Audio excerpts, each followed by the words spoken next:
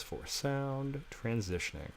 Okay, we had a small studio hiccup that is entirely my fault, so if everybody's back, thanks for that. Thanks for your patience. Especially players. Appreciate that. We had an internet service interruption at my house, and it's now taken care of. We're in the wrong positions. Are we? We're in the wrong positions in terms of the titles. That sounds like something I would do. I thought I got the cameras. Yeah, I got the cameras and I didn't fix the tags. That sounds exactly like something I would do. I'm in the right place, but frozen. Oh, no. You said you're frozen? Okay. Yeah. That sounds right. Okay, so people who are watching this, it is going to get fixed. It's happening. Yep. No problem. I am not a great multitasker when it comes to descriptions, so we're just going to have a few like awkward pause moments before we get things rolling, and then we'll be all set. Let's just get some things set up here. Boom, boom, boom, boom, boom. Okay, we got Savrik, and he's doing a thing, and he was frozen, but he doesn't want to be anymore. For some reason. So, okay, that's fine. Just do a little bit of moving. See, the key is not just having the ability to do zoom, but also having patient players who will sit there while you alter their locations once again.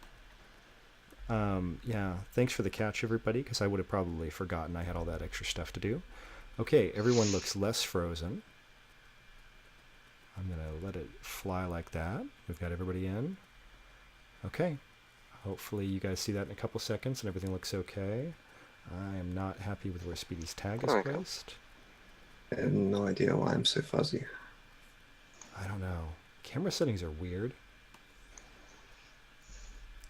And it might be something to do with the meeting that I set up somehow. I don't know. Nope. Maybe it's just my camera. I don't know. Might be. Light diffusion, size of camera. I'm not sure what else. No. Okay. How's it all looking now? That's better. Yep. Everyone's moving. Everyone has names. Okay. Cool.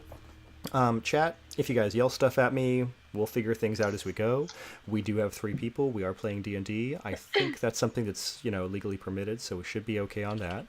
We are doing the sci-fi dark matter setting, as we were saying earlier, and our concept is a police precinct at the mouth of a maw. A maw is a sci-fi dark matter transport, where basically there's a giant, what looks like to me, like dinosaur or dragon skeleton in space, with some extra electronic bits that are attached to it. And every time that you want to go somewhere, you just fly your spaceship directly into this maw and power up your dark matter engine. I mean, yeah, terrifying, but that's how space travel works. So that's what we're going to do. And in this case, the Vvarden 7-7 precinct is the one that's right there directly adjacent to the maw. So you get all of the best kinds of crime. You get the speeding violations. You get the people who are, doing some sort of illegal space maneuvers. You also just get the people who, in general, are not paying attention to the regulations. I would imagine your precinct is 70% traffic stops and like 30% super serious smuggling and like high-level crime. So we have the illustrious, brave, attractive, every other adjective we need, detectives of the 7-7 right here with us, and we're going to introduce them in a smash cut. If you can imagine the opening of Brooklyn Nine-Nine, please do so at this time. I have no technical editing skills. I'm really not that good at that kind of stuff. And then also, we would need some music, and I don't know how to find free music that's not going to get me in trouble when we're talking about Twitch too. So you just have to visualize all of these things. Does anybody feel like they're particularly like the leading character of this drama? Okay, cool. That works out fine, because I think that's a good ensemble thing that you want to have. So as we start this up, we get Vvarden, which, by the way, I'm going to put this in chat, because the best thing is I have no idea how to pronounce this word. How do you pronounce a word with 2 V's? Vvarden. Okay. Very carefully. Right, exactly. Yeah, I don't know what alphabet that's supposed to go off of, but I'm going to point out one additional thing. My most favorite, not at all, thing in every kind of fantasy and sci-fi thing is trying to figure out how people think you pronounce words for characters and places and things like that. I don't know what to do with all the apostrophes and so forth. I don't know where that's all coming in. So, okay, that's my complaining stream for today. But we're on Vvarden, which is a very nice world where they do a lot of like boutique magical items and technological craft, but we're way out in the middle of space, out in the void as it is, and you're right next to a dark matter maw. That's my maw, that's the teeth. And that's where your precinct is. So, Vvarden 77 comes by on the credits. We hit that part of the reel, and there's some really energetic music playing, and we're going to start with top left, who's going to be Speedy got moved. You're top left now, so you're up first. Oh boy. So, as you get that like splash that comes across the bottom, what's your character's name? Character's name is Vokmer, and I imagine he's got like a cowboy hat on, and he's playing with little cowboy action figures. Okay, and that sounds very good. And the Rothians, in my opinion, are terrifying. They really are. Yeah. That's why he has a cowboy hat. Because it tamps it down a little bit, makes it a little less bad. A little bit. Okay, so a Rothian, like, this is my real quick read on what this picture looks like. They have armor all over their bodies, and it looks vaguely skeletal. They have, like, flat, like, Texas Longhorn type horns that come out of this head, and a mouth that looks like it's designed exclusively for eating other PCs. I mean, basically. It's, like, all teeth. Does this sound about accurate to you? Yeah. Okay, right. But with a cowboy hat. What color is this cowboy hat? I think it's just like white to put contrast on. Yep. Okay, do we have other cowboy, what's the term I'm looking for? Accessories that are going with this? Well, he's got the holsters, and he probably has little plastic spurs that don't actually do anything. Uh-huh. They're just decoration. Yep. Okay, so terrifying space dinosaur type creature with a cowboy hat and spurs. Perfect. That's what we want. It's great. So we've got that smash cut, and and Vokmer comes down on that drop screen on the bottom, and then we roll forward. There's some scenes of police precinct interaction. We've got a lot of secondary characters here, so let me throw one in as like an in between. As we go past Vokmer, we roll into two Vect. Vect are constructs that are sentient. We're going to see other Vect in a second here, so why not show the bad ones first? We've got two. Glitch looks like he's roughly built of a barrel. Shape-wise, his body is like a barrel with a little head that basically just pops out of the barrel. And this is his most frequent character animation as he goes from looking like a barrel to the top going bop up like this, and the eyes like lighting up in a very dull, like someone should change those bulbs blue, and flailing little tiny arms. And then Spare, who has none of those parts. Spare looks like a wrench, like a combination wrench where it's got the little crescent on top and the circle on the bottom, with little legs that kind of run like this and little T-Rex size arms. They have little limbs. It's just how it's going to go. And his head is very animated, so it turns around 360 degrees, and he usually turns his head around instead of turning to face someone. Go figure. They have their issues. So we get this image of Glitch where he's doing his little like barrel waddle into the kitchen and opening up the microwave and putting inside a can of oil. Their microwaves work exactly like our microwaves work. We know what's going to happen in the scene. 2 seconds later, there is a splash on the screen, and Glitch's head is turned, or pardon me, Spare's head is turned all the way around, looking at the camera, and his eyes are just two bright dots in a sea of oil. So now that we've seen Detectives Glitch and Spare, let's go on to our other Vect detective. So Saverick, would you like to introduce your character? Sure. DV8 used to be, well, he still is technically, but pretty much built to work on dark matter engines. That was his focus. That was the point of his existence. Sort of digging further into that, he ended up finding some more information about reality and philosophy, and decided that perhaps there was more to life than just bumbling away on engines. Took up the monastic ways, and he reflects that. He's maybe 6 foot tall, but he's real tiny because he's made to get into spaces as easily as he can. But he's decided to go ahead and don this like duster, sort of like a detective would have. Even holds a cigar. He can't smoke it, but he's always holding it. And just does what he can to mimic human ways or non-human ways, you know what I mean, to try to fit in, to understand the philosophy and try to understand the emotions entirely, because that's sort of something that's foreign to him. Good stuff. Okay, before we get over to our last detective, let's talk about the captain and the sergeant. I think this is a good time to throw in a sergeant cut. So in the dark matter setting, there are creatures called nautilids, and in my opinion, they look like the Big Daddy from BioShock. They've got these kind of like undersea suits, and they tend to look, in my opinion, very muscular and tough, but inside, they're just a little squishy squid creature that's kind of like floating around in there. So they are basically just biosuits for underwater creatures. So the sergeant here is named Carax. He is a nautilid, which is one of these creatures I described. So we see Carax come down at the bottom, and there is a big, like, robo suit with a viewport like this that is kind of like flexing and moving around, picks up a desk, holds it over his head, moves it over to the other side of the office. We'll just have that be our smash cut scene. And then we're going to get to our last, and definitely not least, detective who is going to feature in this episode. Jess, you ready? Sure. So for for Detective Ragosa, I would say you see a tiefling, but a space tiefling. And they're definitely very dark. I would say like a red bordering on black, like very, very dark, and they've got sort of body armor on, and then like a leather jacket just cuz. And you can visibly see some weapons on them, but what you want to be worried about is the weapons you don't see on them. And their mouth is like pursed together so tightly, you would expect that they can't talk. It's not going to open ever. Until you see them having some sort of technical difficulty at their desk and just raging for half a second, shouting at it and throwing it across the room, and then sitting back down quietly and pursing their lips again. So I'm getting the feeling that Ragosa is not going to be an engineer on this spaceship that we're going to be dealing with. No. Okay, I think that's fair.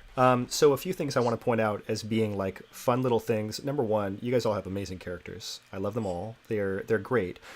When we deal with this sci-fi thing, I personally, I said this earlier, I don't think you can have a sci-fi game without some sort of space chase scene going on. So police, of course, is perfect for that. We're going to eventually get into the idea that you all are on a spaceship and will have roles. I have gotten ahead of myself. I have to finish up our credits. I didn't finish our credits yet. We've got to have the captain. So the captain, Speedy, if you don't want to do your magic and put an Aviv Ra in the chat, that would be awesome. But the Aviv Ra are bird people. They are typically very noble and proud of bearing, and your captain is no exception. His name is Captain Thoth, and he is a large... At one point, you can imagine he must have had like a very slender, muscular build, but he's just gotten a little bit older, and he's just filled in a little bit more. And he has a short, sharp owl-type beak, very large, serious yellow eyes, catches everything, super intelligent. This is Captain Thoth. And in this scene, the entire precinct is enjoying a practical joke as someone, like, I don't know, puts a banana peel, watches the sergeant slide across the room in his nautilid outfit, and the captain stands there, deadpan, big yellow eyes watching, no facial expression. And that's our smash cut, as it says Captain Thoth down at the bottom. So there's our credits. I got excited about the idea of where you guys are all going to be on this spaceship too. So one of the things we have in Vvarden is we have a spaceship. You all are on what they call a Dwarven Sledge. It's not a particularly great spaceship in any way, but dwarves have very resilient spaceships. So in this case, you know, at least it's solid. It's something that's been around in the department a long time. And it has one fighter ship on board a small, like, transport size ship. I think it's called a personal ship. I can look that up at some point here. But long story short, you all will have roles during the space combat portion of this game. Saverick, I'm guessing you're thinking engineer at this point. Yes, I am. Okay. Speedy, where do you imagine Vokmare is going to be? I think pilot, Okay. maybe. Okay, that could be good. I mean, we've got a pilot, plus we've got a fighter pilot, so we can use a couple pilots if we want. And where's Ragosa going to be? I was thinking fighter. Okay, yeah. So that's all perfect and will work really well. And just think, in addition to all of you, you still have Glitch, you've got Spare. They can be doing different roles during the space combat. They're present. They're definitely entities that are here. So, you know, their adjectives are not necessarily positive, but they will be participating for sure. And then you've also got your captain, Captain Thoth, who will be playing the part of captain on this spaceship. It just seems appropriate. And you've got your sergeant, who is probably okay at a variety of tasks because sergeants come from somewhere. They've done something during their time. So there's all some good stuff to think about. Are you guys feeling ready for a briefing scene? Yeah. Yeah, Okay, absolutely. excellent. Let's real quick get into... I'm going to take a second here and pull up my Dwarven Sledge ship so that I can describe your excellent ship here for a second. So the Dwarven Sledge is of the ship type transport. In this game, we've got the idea of mega hit points, which are like hit points times 100, so you can describe how much tougher a ship is than a person. But the big thing is this ship has a sturdy design and is breakdown proof. Those are probably the two things you want if you're actually going to be flying the ship and engaging in combat. I think those are good choices. It does not have a very powerful dark matter engine. It is not very fast. It does have weapons on it, so that's nice. You have a cannon, a pulse cannon, okay, so an arcane cannon, a pulse cannon, and a mining laser. So those are all pretty cool sounding. And crew-wise, it can hold a captain, an engineer, it can hold a fighter, has 2 gunners, and a pilot. So we're at 6 people that crew this ship. So the good news is that's the 3 of you plus 1. And I think we just lost a person on our stream, so our cameras have all gone crazy. Yeah. Hey, there we go. All right, so let me see what OBS is telling me. It's not that bad because we got everybody back. I'm just going to switch around your tags, and in a second we will be back to where we were before. My apologies. Oh, that's I'm just how slowly games making go. a round. Zoom That's right. decided to not be happy today. Wow, it's okay. We just want to get Speedy into all the positions. That's what we're shooting for. It's It's speedy bingo. That's right. You are now the game master. Oh yeah, let's do that. I'm ready for that. It's your turn. I've got like 5 characters ready for this game. They're all equally terrible, so well, whenever you want to do that. For everyone new here, I'll post the links in chat. Very good, very good. Thank you. Okay, yeah, everybody's doing all the work for me, and I really appreciate that. Okay, so hopefully in a second here we see everybody's names update. If you guys don't see that, let me know. But to me it looks okay. Yep. Yeah, okay, cool, cool, cool. So let's talk about our briefing scene. The sergeant is up at the podium. He's wearing his big nautilid outfit like he always is, and he is not patiently waiting for you to all be quiet and get ready to begin this briefing. What is Vokmare doing right now that is not necessarily paying attention? I think he's gonna... I think he's got like a little doodle pad out and he's just kind of drawing flowers. Okay. Taking notes. Sure, sure. It's taking notes. Do you think it's pretty obvious that you're drawing flowers at this point, or do you think that you've done a good job of concealing that? How's my stealth? Let's look at that. That's a good question, yeah. Oh, it's not that bad. Okay.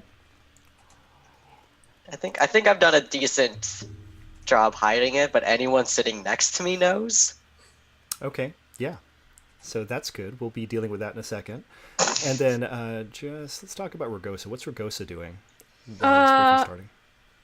I imagine if we're sitting waiting for this like meeting to start, she's like sitting there and has like, I don't know, a napkin with a space donut in front of it because it's a police precinct. Yep. Precinct. And I'm just imagining that either Glitch or someone is reaching for it, and like in the blink of an eye, a like antimatter dagger comes out and like stabs it so that it's stuck there, and they can't take it. Excellent. That's good. Okay, now Glitch is a Vect. They're a construct. this Space Matter dagger, are you aiming for the donut or are you aiming for their hand? I'm aiming for very close to their hand without actually harming them for like maximum intimidation. That's excellent. That's a good, respectful strategy with your coworkers to not actually stab them. I think everybody can appreciate that. All right. How is DV8 handling this briefing? Is there anything nearby that's of technological use that's not being used currently? Yes, definitely. What would you like it to be? It doesn't matter if it's like some sort of communication Projector? device or air projector, anything. Yeah. Deviate has a bad habit of things that are already that are working. He just likes to take them apart. Okay, yeah. He has this fascination of taking things apart and putting them back together again, and maybe they'll work. Well, let's say projector, because I can imagine a few fun ways that's going to go in a second. So that's all going on. We know that right now Glitch is reaching out for the space donut, and now that the dagger has been stabbed down so close to his hand, he's reconsidering that for a moment. That usually works for about a moment. On the other side, Spare is reaching over and grabbing something from, let's say DV8. There are several pieces that you've taken off of this projector, and the pile seems to be getting smaller as you go on. I'm personally imagining Vex can eat pretty much anything. So that's probably happening right now. The sergeant is finally satisfied that you're all paying attention and says, "All right, everyone be quiet. Captain Thoth has an important announcement that we've got to make about today's assignment, so listen up." Captain Thoth walks up, very quiet, very reserved, stands in front of the podium. "Today, the 7-7 is being given the honor of being part of a procession that is escorting a VIP guest into the maw. I expect everyone will be doing their utmost to have a proper and courteous welcoming and send-off to our guest." Questions?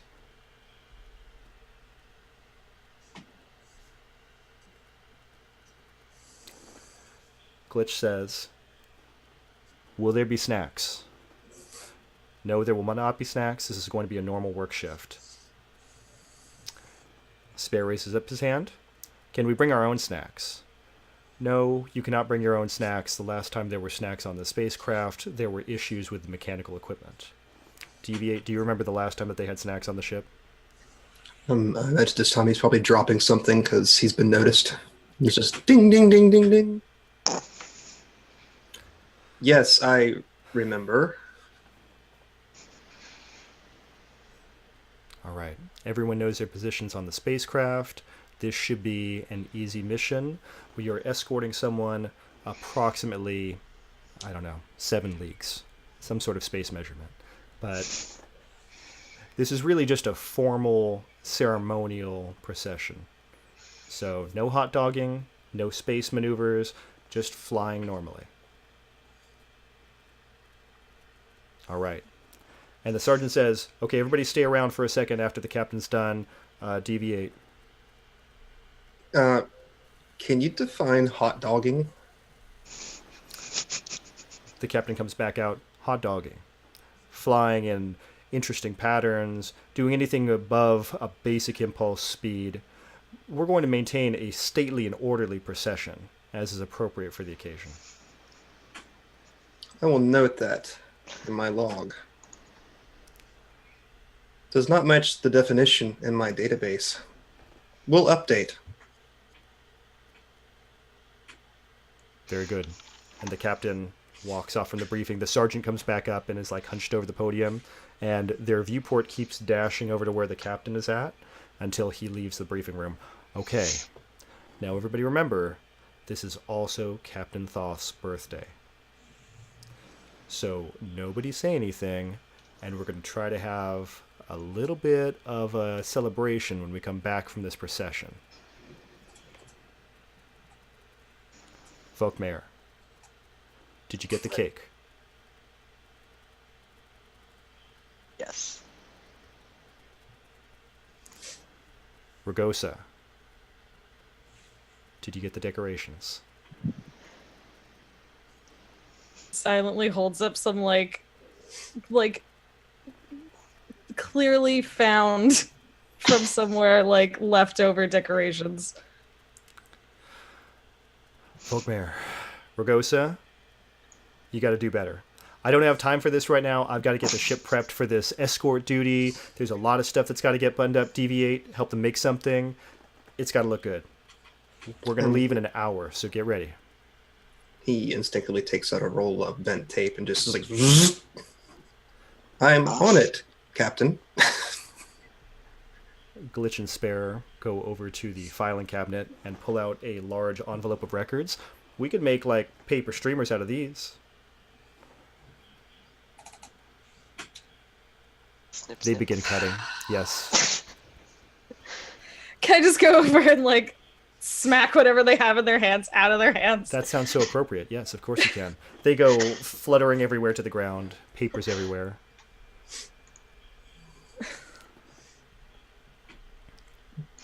What? Okay, I'm going to go to research what proper decorations would be for an event like this, because I'm not really sure. Okay. So, let's see. You want to make like a history roll? Does that sound good? Sure. Hey, why don't we bring some mechanics into this? Let's have some fun. Yeah, why not? Oh That way it boy. can go really well. It's 17. 17. Okay. Aviv Ra are terribly religious and very stuffy. They don't really celebrate their birthday. You're not sure if this is a failing on the sergeant's part or on the captain's part, but there's probably no appropriate decorations for a birthday party for an Aviv Ra. But when they are born in nests, and so there might be some sort of ceremonial nest if you really want to go in that direction.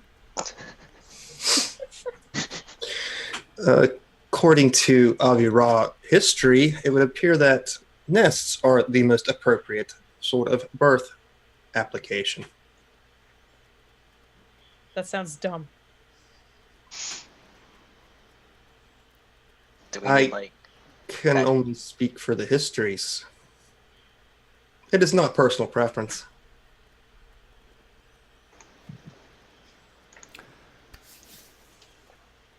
Yeah. I'm trying to figure out what sort of terrible things Glitch and Spare can throw in here to make life worse for you all. So if anybody in chat comes up with any things that need to not happen, just let me know. So well, so I far, need to Google how to make a cake. there's that. You might want to Google how to make a cake.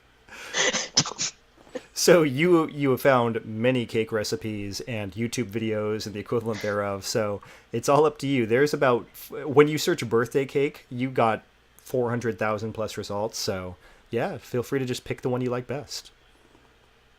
Well, he's a bird. So can I put, like, birdseed in it? Birdseed birthday cake. Yep. Yeah, you could do that. Okay. So are you cooking this cake in this hour you have left? Is that what you're going to work on? Can't you, like, make birdseed balls with, like, birdseed and peanut butter? Because maybe I'll just do that Sure. and then throw it in the oven for, like, some I mean, amount of time. that sounds good. That sounds good. Can we come up with any sort of appropriate mechanical role for this? This sounds like something that would normally be a tool proficiency, which I'm hoping you don't have. And Oh, of course not. right. And what is probably our appropriate stat for cooking? What do you guys think? I think either wisdom or intelligence. Yep. How do we want to play that? What do you all think?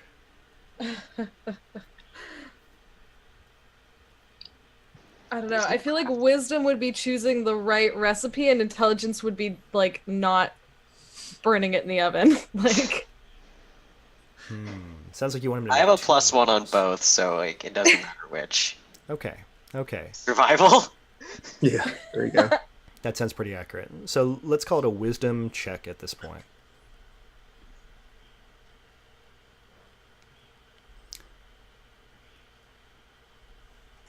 So if you want to click wisdom and do a roll 20 check, or if you want to do a physical die, your choice. That's exactly what I was hoping for. I gotta admit, that's exactly what I was hoping for too. One. So, I think you've already described what happened. You looked up how to make a birdseed ball, and then you did that and stuck it in the oven. I mean, that's as straightforward as it goes. And this is a police station that is on the lower end in terms of like the equipment in its kitchen. So I have to imagine in terms of oven, you had the choice of microwave or toaster oven. Did you choose one of those, or did you choose something different? I think I'll choose the toaster oven because it says oven in it. Yeah, Not that I know how to use one. right. I mean, this is every office birthday party ever. If you try to do something last minute, this is how they go, I think. So you have taken the toaster oven and placed several birdseed and peanut butter balls in the oven. Perfect. Absolutely great. That's I'm exactly so where good we at want this. to be. You are living the life. It's great. Okay, so Ragosa have you come up with any decorations at this point? I think Ragosa would go over to Deviate and be like, "Sorry, I called your idea dumb. What should we do?" Not my idea. He starts looking around through his pockets, finds a few nuts and bolts, has the tape. Starts looking at all the desks around. I think we can fashion a nest with materials here. All right. So I think Ragosa would want to start looking for materials to build a nest and work with Deviate on this plan. Well, you did just end up with a whole bunch of paper that was shredded and thrown on the ground. Oh no. I've used my background event tape and elbow grease to try to construct something that's going to be very viable, Let's do that. at least for a few minutes. Okay, now does Ragosa have any secret specialties or proficiencies in crafting things?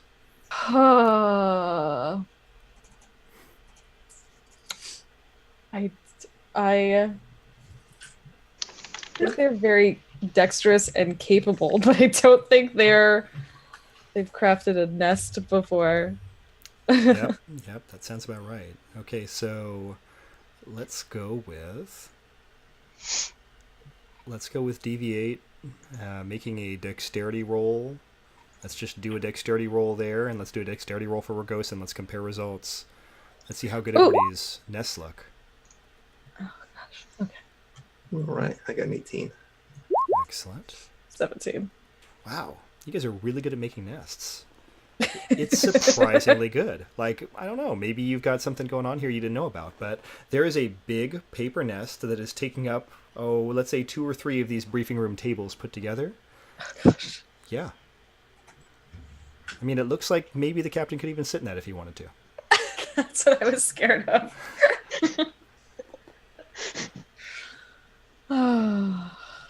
So Perhaps what we now? could Do we like use put the captain in here? Perhaps we could use the old tradition of a clown, tell jokes. Uh, I might be qualified for such a role. all right, you do that. Would you like to test my skills? Yes. Tell me a joke, please. Accessing database. What did the fish say when he swam into a wall? I don't know. What? Damn.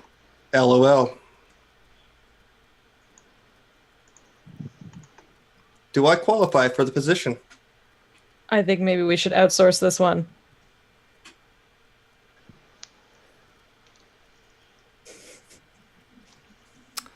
Very well. So it's been a few minutes, and let's talk about some of the myriad problems that have suddenly come up. Number one, there is a lot of smoke coming out of the break room. By a lot of smoke, I mean you've started to hear the smoke detectors going off. There is a billowing cloud that is escaping through the top of the door. Number two, Glitch and Spare are both yelling in robot voices from inside of the break room. Number three, let's just stick with number 1 and 2 first. We'll deal with number 3 as we come to it. But so you've got a break room that's basically on fire at this point. Oh boy. So is Vukmair currently in the break room? Did he just like set it and forget it, walk out of the room? How did it go? Yes, absolutely. Yeah. Okay. So that explains a lot right there. There is robot screaming, Vect screaming coming from the break room. The countdown clock on the wall for leaving for this mission does read 15 minutes at this point. So how do you all want to deal with that? I would like to just walk like into the fire and manually put it out. Okay. And manually putting it out, meaning like with your hand or with like. Depending on how big it is. Like. Well, the good news is when you walk in there, nothing is actually on fire. The toaster oven is open. There are these like crisped balls that are sitting there on the rack, and by crisp I mean charred and blackened. And the other issue you have is right now they are stuck to the tongues, robot tongues, we have robot tongues now, of both Glitch and Spare, as they are sitting here trying to pull burning peanut butter off of their tongues, which apparently they decide to sample. Oh my god. And they were saying, both of them are saying this. Apparently robots need their tongues to speak. Vect. I would only concern myself with putting out a fire if there's a fire. If it's just them having done harm to themselves, I'm going to turn around and walk out. Appropriate. Complete. Okay. Vokmir, what was your reaction to this smoke coming out of the break room? I'm going to look over at it, and I'm going to think, was that my fault? I'm going to go back to doing whatever I was doing before. Okay. Yeah. Maybe polishing some blasters, getting ready to go on to this space journey, something like that. Oh, I'm totally playing video games. Video games it is. Okay. We have to break and deal with this. Is this like on the office computer Minesweeper, or is this like phone video games? What is our video game mechanism here? I've got like an ancient Game Boy Color. Okay. I'm playing Pokemon. There we go. Good stuff. And what does Deviate do with all this smoke in a different room and Vect screaming? I think Deviate would be so intrigued with the nest that he built and probably trying to take it apart already to find a better way to put it back together again. Okay. Yeah. So there was some very careful paper weaving that went into building this thing. So let's go ahead and just do a dexterity test one more time to see how well this came apart.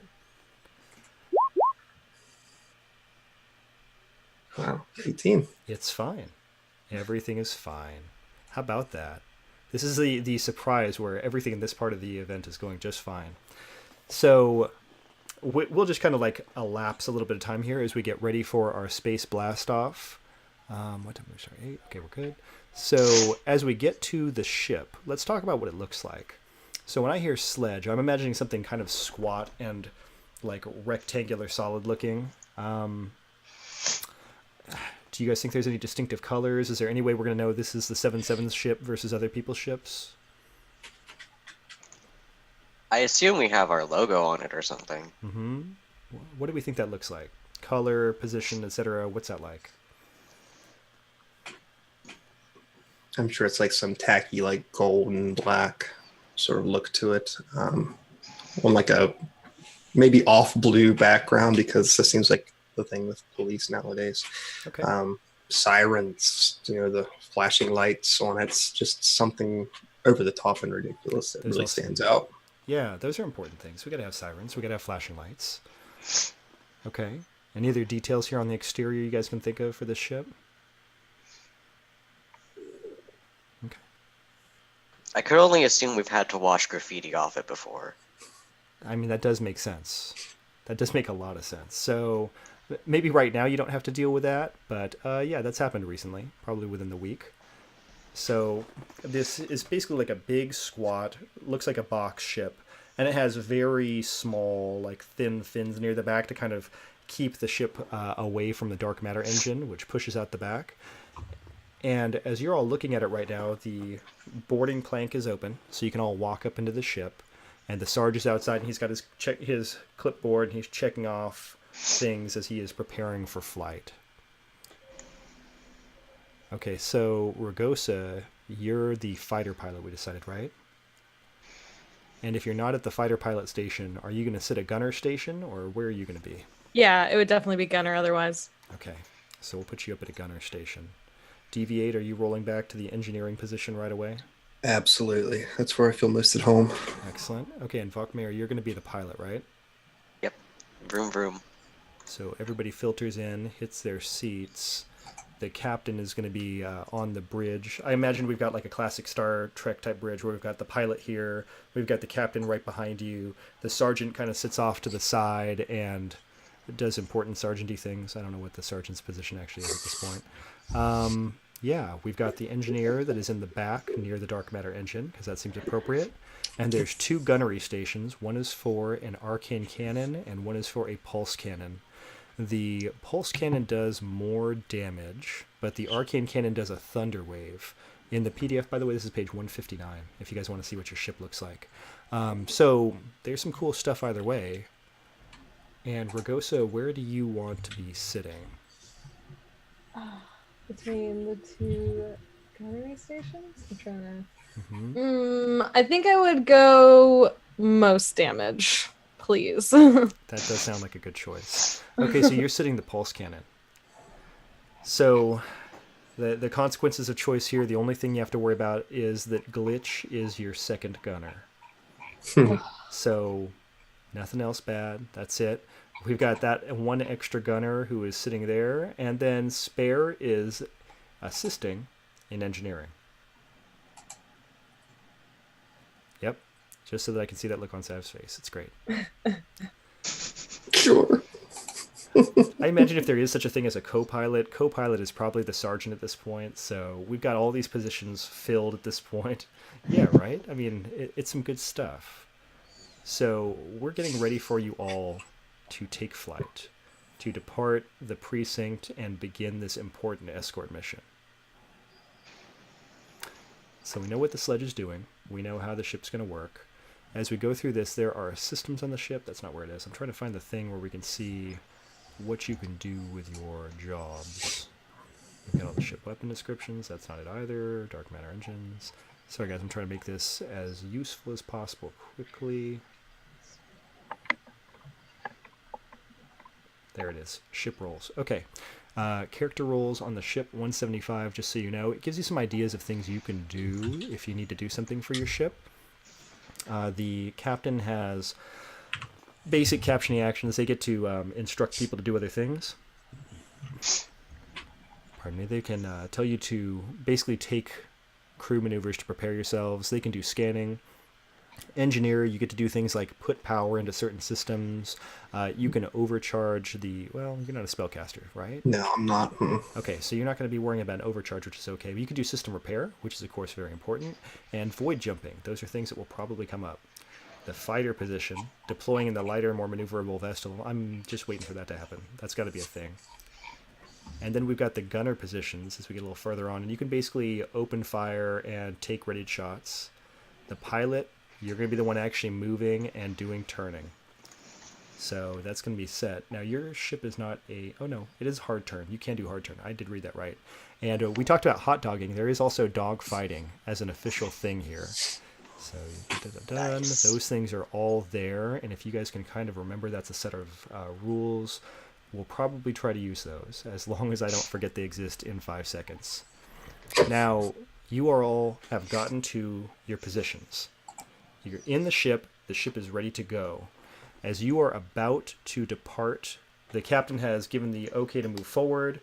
Vokmayer, you've got the clear, you're ready to take the ship out.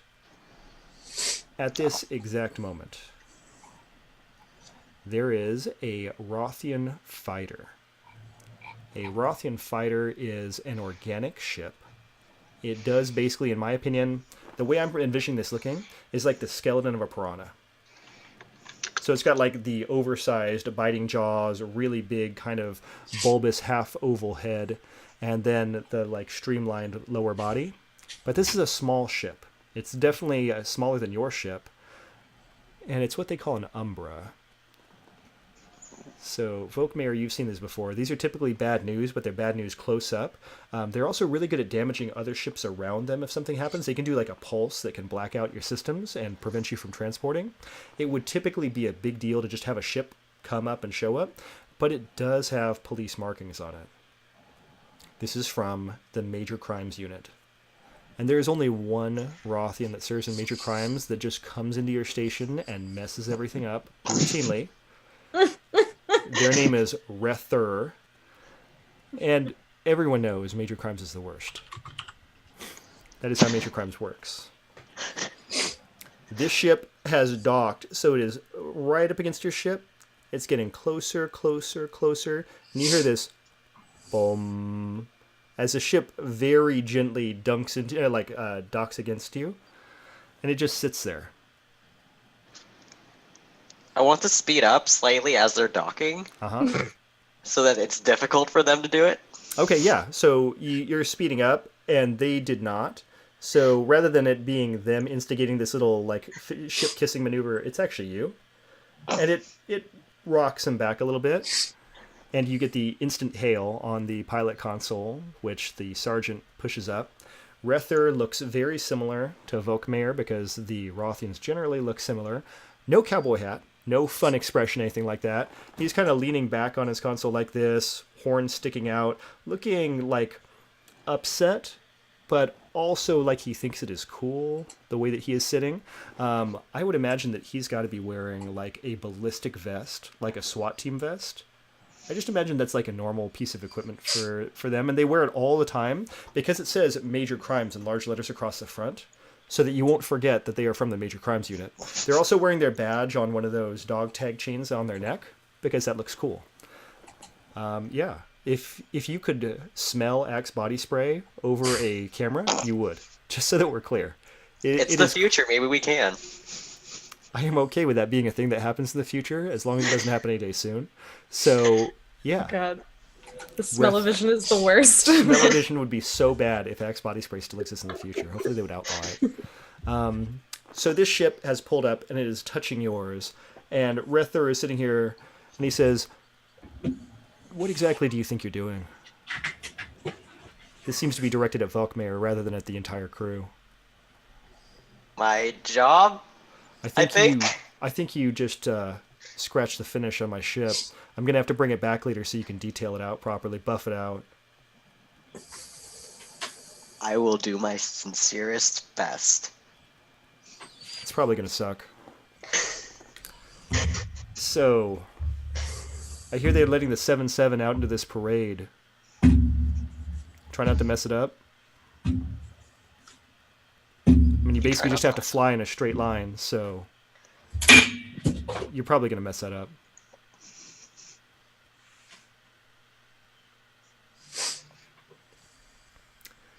The captain says, what's a higher than captain position? Commander? Let's say, Commander, we are planning on disembarking now. We are scheduled to rendezvous with the caravan in 5 minutes. If we don't depart immediately, we will be slightly tardy. And Rether says, "All right, see you guys out there, nerds." Pushes a button, ends the call. The little fish ship just turns in place and goes up, up, up, up, up, up, up, up, out just in front of you. I want to tailgate. Really nice. Yep.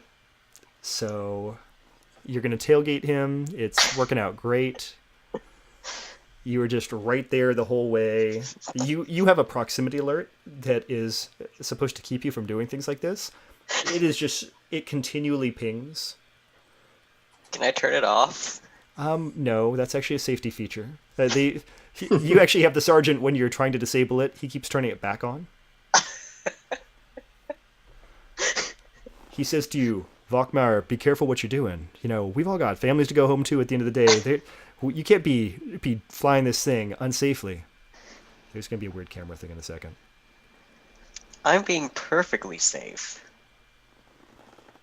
The weird camera thing is going to go away, I'm pretty sure. Okay, we're good.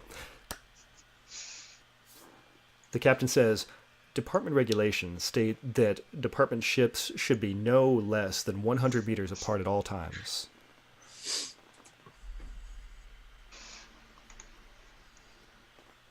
It's fine. It's fine. I'll slow down a little bit, just enough so the proximity detector stops going off. And at 100 meters, it officially goes off.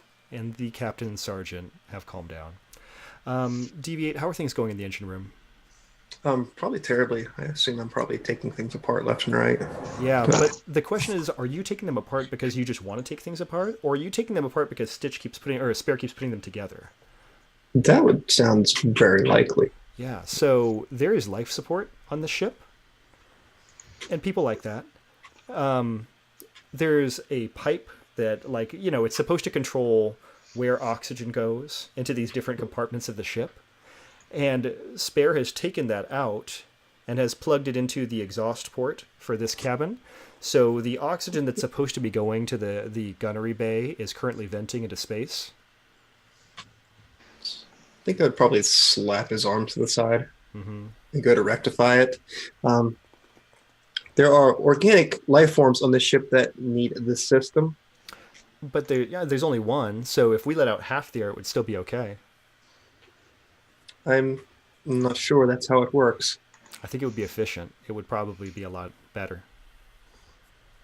Who is the designated engineer on board this vessel? I don't know. I didn't read any of the paperwork before I got on board. I can give you a very detailed report if you have time. Okay, hold on. And Spare sits down, and his eyes go off, and he goes, okay, go ahead. And he goes into power down mode. And I would probably just still start spewing it at him. Yep. So look forward to having all of that fun, and that's probably the best case scenario for this. Ragosa in the gunnery bay, Glitch keeps tracking with his tracking what is it, a reticle? Is that how you say it? Yep. Anyway, so he's got that reticle up, and he keeps tracking. He's going over the vulture ship over and over again. Sorry, Rether, let's not spoil the surprise for anybody. And then he keeps going back to the wall of the space station, and it's not totally clear where he's planning on pointing, but you do notice he has weapons hot.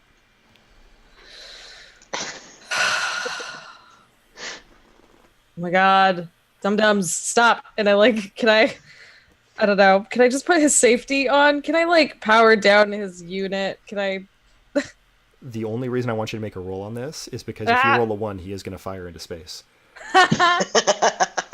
What am I rolling for? Let's just make it a dex roll. Let's just, plan on it being great. Oh god. I believe in you. Man. I was really looking forward to him firing on. Okay, so as you slap the safety down, he just instantly flinches and both his thumbs go off and would have just shot several blasts of Thunderwave Arcane Cannon into the wall of the space station. It's fine. You stopped him before he could do anything. I don't even have words. I just want to make sure he can't do any damage and then go back to my gunnery. As you all are preparing, as the ship disembarks, it's fully leaving the station now. You've exited out of the precinct. As the captain is really assuming command, he asks the sergeant to play a music tract.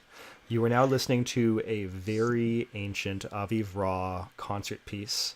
It is long and stately and boring and easily 300 years old. He is playing it on a moderate volume, so that it's not too loud for anybody. And he insists to the sergeant that it has been proven in studies that crew are more relaxed and responsive when they're listening to classical music. I'm going to assume something's wrong with the ship and start tearing panels open looking for where the source of this noise is coming from. Yep. You've already got one panel off, and you can see the audio channels, and you can see where things are coming through. And this is on the general broadcast channel. I think I'm going to try to deactivate it because I really think there's something wrong with the system. That sounds good to me. I believe we have a technology skill for just this purpose. Yeah. And I am super efficient with it. Yeah. Well, I got a 10. You have deactivated it. The captain notices, however, and he opens the channel back to engineering. Deviate. There seems to be something wrong with our general broadcast channel. It was malfunctioning. I have fixed it for the time being. Excellent. Keep up the good work, and pushes a button. The captain likes it when you say things are fixed. When things are working properly, he's very happy. So everything seems to be going according to his plans. So as you continue out into space, there is... I hope everybody else has some, what's the term I'm looking for? Point of reference for this. In the back in this bestiary, Speedy, if you want to do your wonderful clip magic, there is a being that's called a world turtle. Oh, what? Yeah, it's actually under baby world turtle, which is even better. Oh, a baby! It is on page 1... Oh, is there a picture? Yeah, page 189 of the PDF. Okay.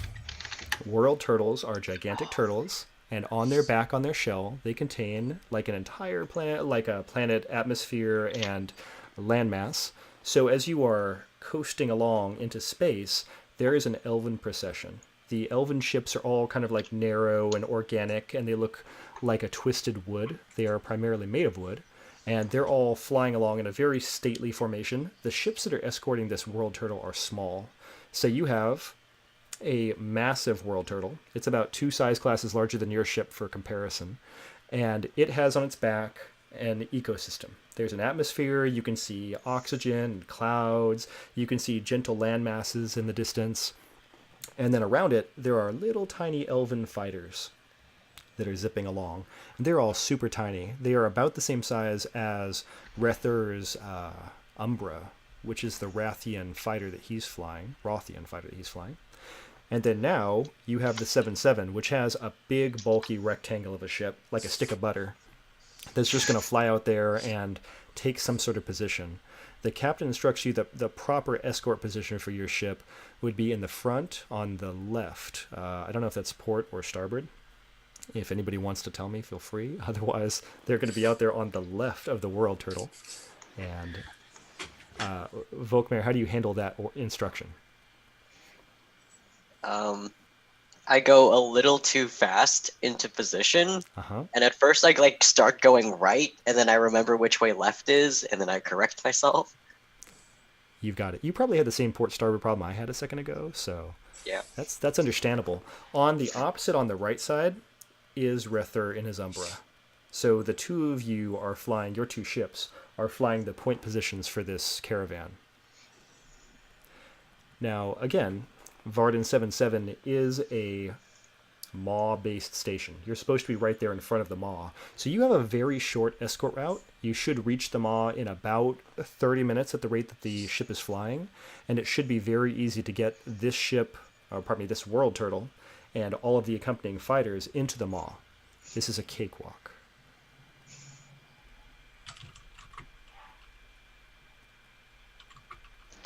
Can I see?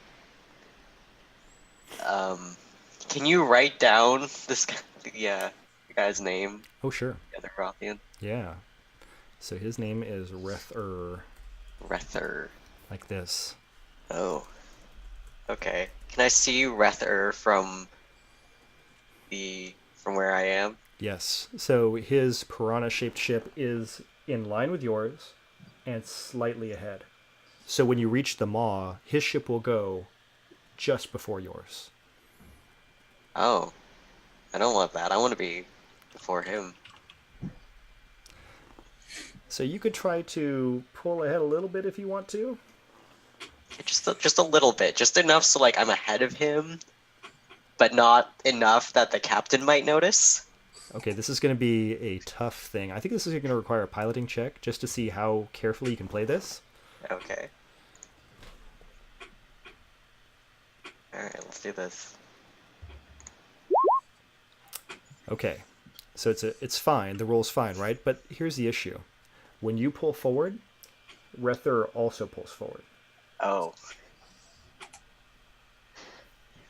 Well, I guess I need to pull forward again. Yep, and it is continuing like that. We're going to make a perception roll for the captain here.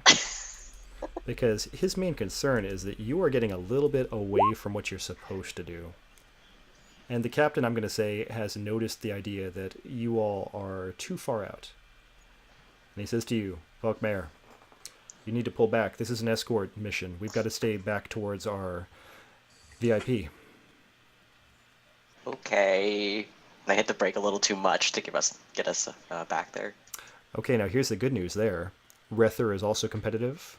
When you hit the brake a little too much, he hits the brake a little bit more. And so now he is almost up against the world turtle, and you are just a little bit ahead of that. Yes! And there is a little ping on the intercom.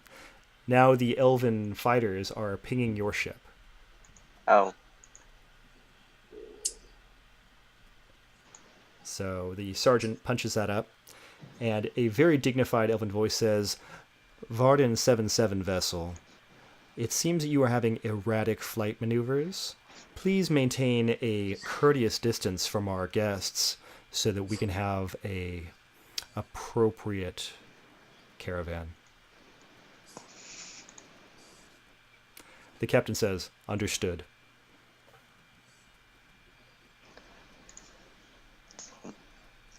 It's fine. Okay. So back in the gunnery turret, Ragosa, this is a turtle that is gently swimming through space with the cute little flippers kind of scooping like this. It has an entire ecosystem on its back, and it's very used to navigating the void, so it's kind of doing little head swimmy motions, and it's just going along very placidly. I just want to help you increase your inner turmoil over the fact that, I mean, personally, I brought this in because it's cute. I put this in here because I want to see a big, cute turtle swim through space. It's cute. I am in pain right now from not, like, getting to verbalize how much I like it. We're out of character right now, so I think we can all take a second and just go, aw. But, I mean, personally, this is like that moment where it's a very cute turtle. Yeah. I think Ragosa would be like, I love this turtle. That's right. Like, That's fair, right? And Glitches, again, his weapons are not live, but he's just, like, panning back and forth. And because he wants to get a better look at the turtle, he's just moved the reticle over the turtle. So his gun is just pointing back at the baby world turtle right now. Oh I my pull God. my knife on him, and I'm like, if you hurt this turtle, I will remove all your parts from you. I was just wondering how big a turtle like that is. Like, how much do you think that weighs?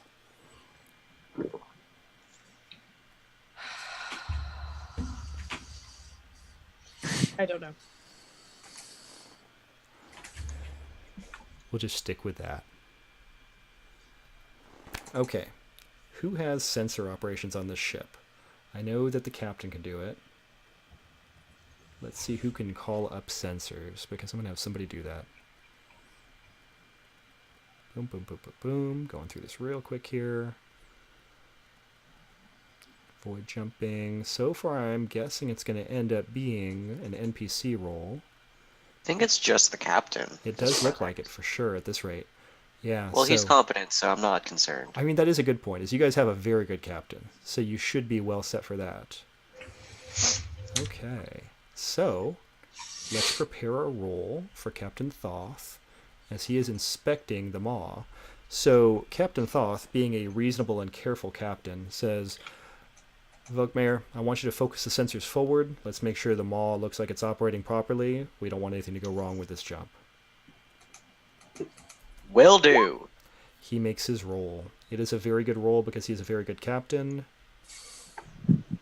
Okay, Vokmare, you are getting proximity warnings on your sensor. Apparently, as you look forward, what's going on is the maw is currently... There are two very large frigates, like cargo ships, that are flying towards the maw. They're flying from opposite directions. They are going to reach the maw before you will. And typically, traffic is not a huge problem. You know, everything is basically a tunnel in space, and everything's got to go to the same spot. But these particular ships do not seem to be paying attention to, like, a turn order. They're going to go in at the same time. And they are both... I'm trying to see what size they are compared to you all.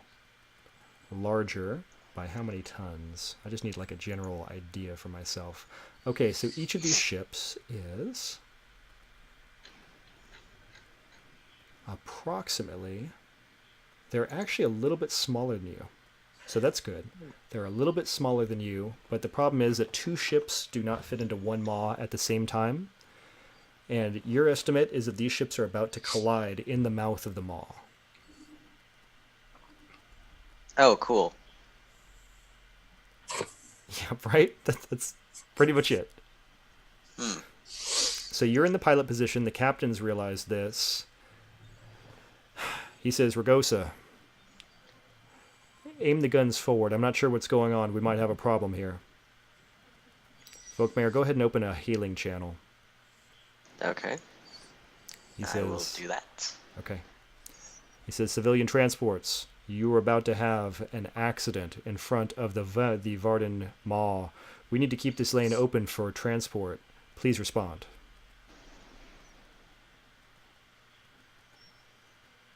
There is nothing. the hail frequency that you've opened, you can see that it's opened, but it's not responsive on the other side. So you've done everything you can to connect to the people who you could be communicating with. Well, I guess we gotta shoot him.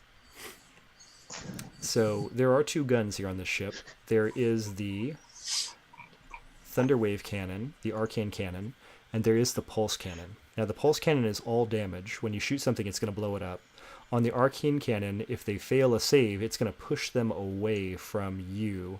And it actually works on a cube. So one shot of the Arcane Cannon could clear this whole thing. Just as a general, like, how your ship works thing.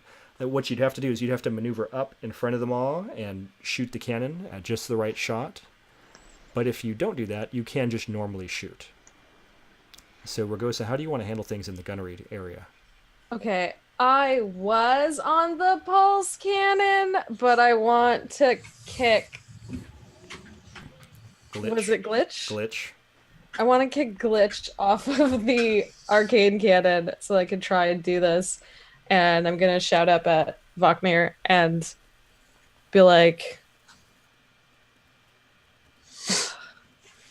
can you move the ship so that I can, like, try and clear it in one shot? Like, I sure can. yes. Okay, so clarifying questions. Glitch, is this a physical kick, or is this like a shove off the chair? How are you clearing him from this console?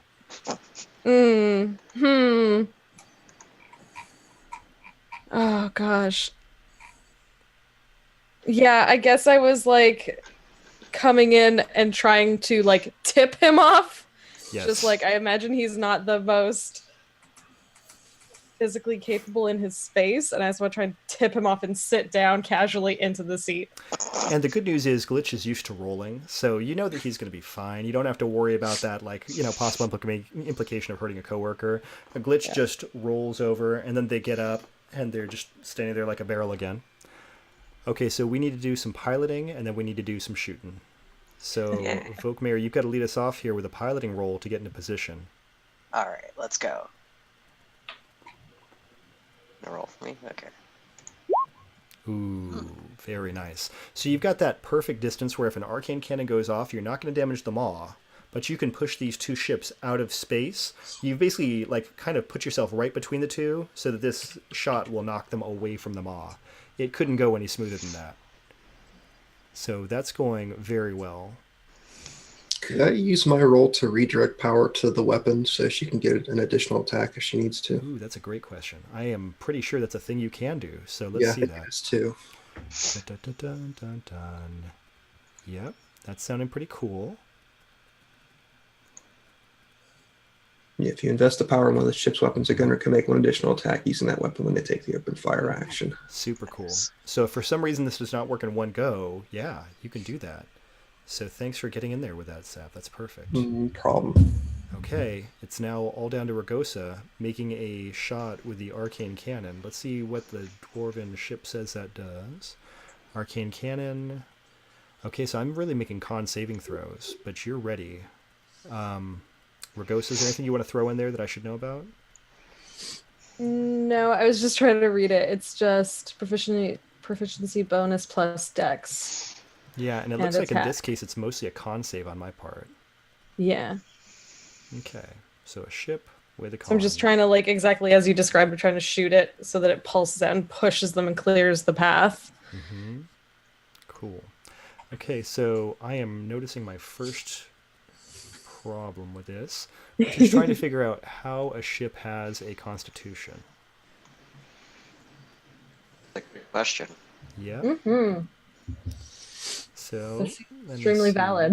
Let me see if I've got any really cool ideas here. If anybody sees anything in chat that seems really great, let me know, because otherwise I'm scanning the document real quick here. Yeah, I just see armor classes for ships. I don't see... Okay. I found a phantom ship, which is a mega construct. This is significantly better than the ship that you guys are fighting, so I'm going to take this down. But let's imagine this gives us an idea of the size of a con modifier for a ship. Apparently ships are good at constitution. Mm. So that's Yeah, I kind of wonder why. unfortunate, right? I mean, but they are made of, you know, metal. So let's say this is going to be a +3 mod we're looking for. And it said DC 15, right? Is the con save for this Arcane Cannon?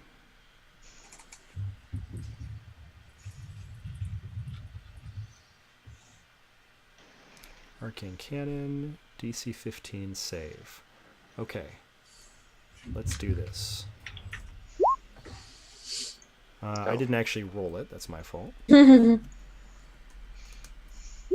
Ooh, darn it. Oh gosh. Oof. Okay.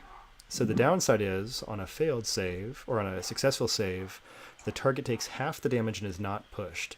So, Ragosa, you need to roll 2d8. Can do that.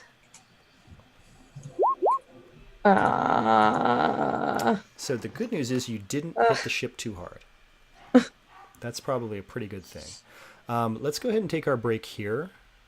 And we will come back to the second shot you're going to take. I think that's our best cliffhanger possible at this point. Okay, we'll be back in about 5 minutes. Okie doke.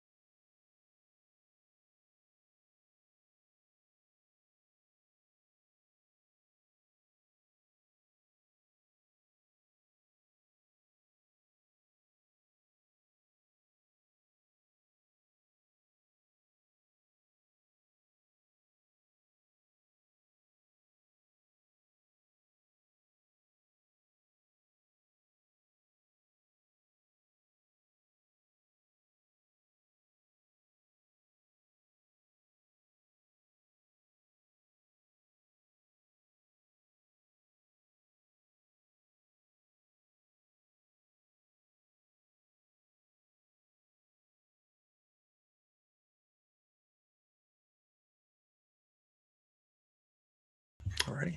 There's our sound. We are back, and people can hear us.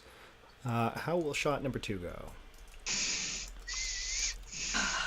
Now, right now, we've been given the opportunity, through good engineering, to divert energy to these guns, the Arcane Cannon.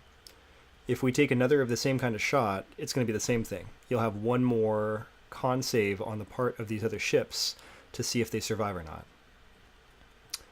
And then the question is, do you want to go that route, or do you want to try something else that may have better results and be more dangerous? At the point where, like, the first shot didn't work, did Deviate, like, come on the comms and tell me I could take another shot? Like, do I know that they powered up the system, or am I, like, currently angrily, like, smashing things? Yeah, so you're going to have to know in some way, right? So, Deviate, how do you think the system tells her that she can take another shot? It's gonna be like goofy comic booky about it. We could have like a power gauge. It just sort of goes into overload. Mm-hmm. Yeah, All of a let's do that. sudden. Just sounds, whistles, just like it's the best way I could describe it. Okay. I think it's like this sort of thing in a lot of like sci-fi tropes where that first thing didn't work out, and so you have the person sort of being like "Rah!" and like trying, like doing that like battle cry and like shooting again, just Okay. trying to make this one count. Yep. So, same gun system. You're going to try to use the Arcane Cannon one more time? That's all I can think to do as an angry smashy person. Sure. Let's do that one more time. Here it comes. Ooh. Oh gosh, dang. Okay, you got to roll damage on them one more time.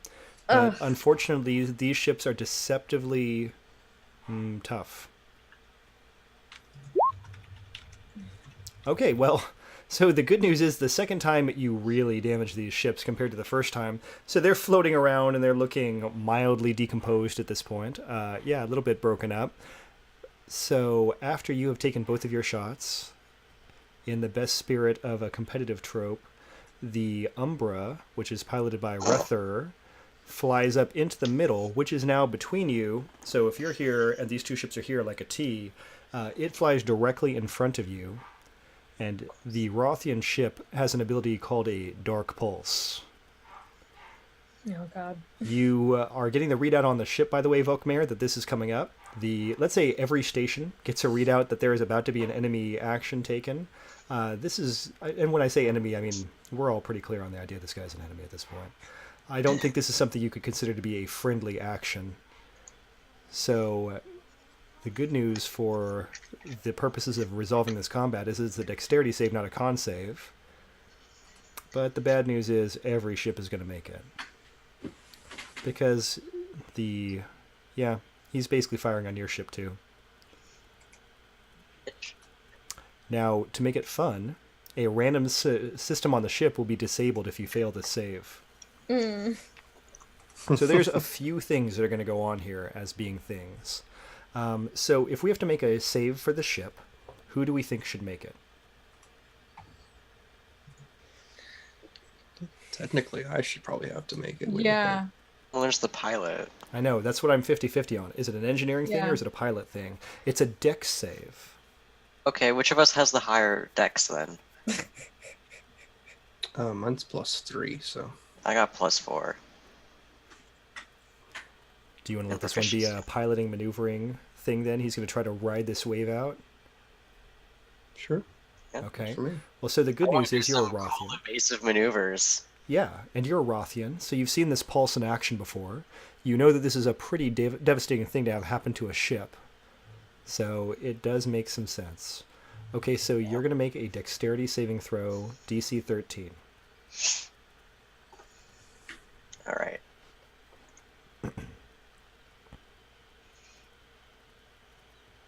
Suspense. Ooh, good show, good show. I nail that. So let's describe how your ship deals with this dark pulse before we describe how the pirate ships go, or other ships.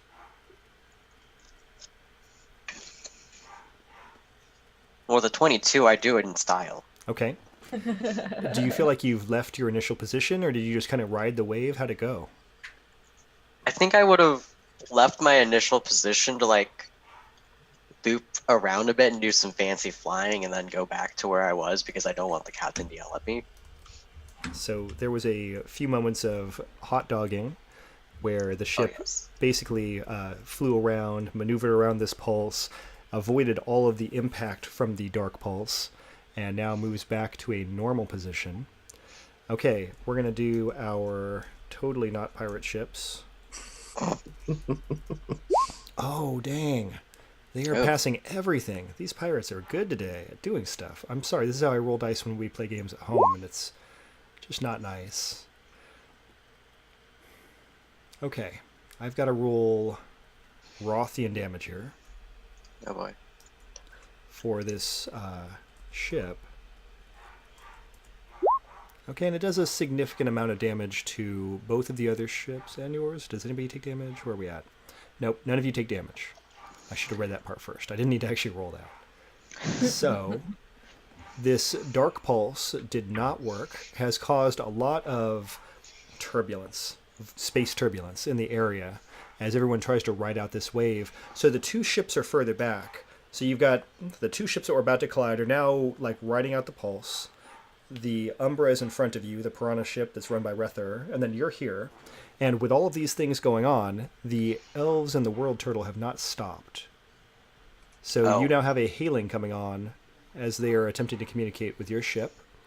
The sergeant flicks it up, and you get that same stately elven voice saying, 7-7, there seems to be some sort of maneuvering problem with your ship and with the other escort ship. Is there something that we should be alerted to?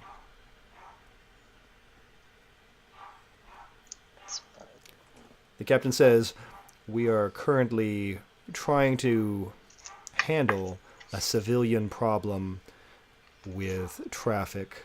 If you can maintain your position for just a moment, we will have this resolved. The elf says, acknowledged 7-7, and they close communications. Vokmare, get those ships out of the way. DV8, what can we do about this ship? We need some better maneuverability here. So, how good is our armor? How good is our armor? So you guys have shield points of 18. So that is not bad. Okay. I think I would probably put the shields on the side that they're on, just in case we take some sort of repercussive attack against them. Okay. And reroute power from the weapons to the thrusters so we can go a little faster. Okay. What's the opinion on me ramming one of these ships? Are you asking your fellow players, or are you asking the captain? I'm asking the fellow players because the captain will just tell me no. Accurate. Well, we didn't get a hail back from them. We don't know what their story is, right? Like, So why it's probably not best to just like straight out murder them. Well, you were all Well, I police don't think a detectives. ram would murder them, but it would push them out of the way. Or at least one of them. I'm going to say you're police detectives. You know what things like this are like. I think this is an excellent time for an insight check, if you guys want to do that. Oh boy. Yeah, let's do that. Are we all doing it, or We could do that, yeah. nope? Okay. Not me. So DV8, you're probably the most familiar with this in terms of how insight has gone. Speedy, I'm imagining that Vokmare is just operating off of impulse, but with DV8, That's all I do. this is definitely a behavior you have seen before where people block a maw. That's definitely some sort of hijacking, kidnapping attempt in, you know, a case like this, especially with such an important VIP.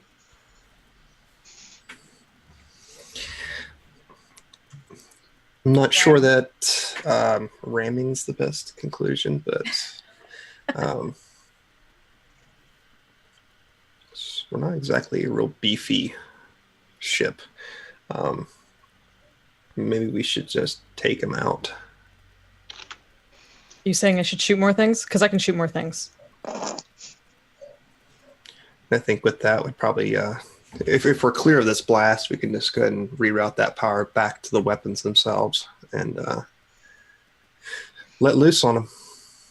Okay. Good. Forget this nice gun. I switch back over to my more powerful gun. Good stuff. Get Yeah. this pushy weapon. Rerouting power to main cannon. Okay.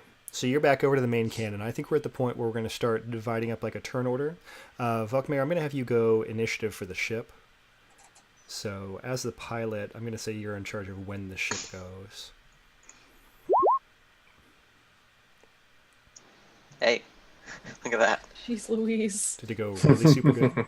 Nat 20. Nat 20. Very nice. Okay, let's roll for Rether. He's not known for being dexterous. Okay, that's not bad. And here comes some totally not pirates. Okay, I did not do that properly. There we go. Oh, wow. Didn't expect that. All right, so that's fine. No. I'm sorry, guys.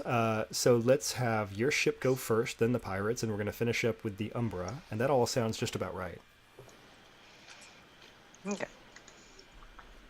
Do you guys want me to move into a better shooting position? Can I? There's two of them, right? So we shouldn't expose more than one of our flanks to them, at least. Should probably get it. Do we have line of sight on them, even with Rether in front of us? Yeah, I'm going to say if you want to just do your normal thing, there's not going to be a problem shooting around.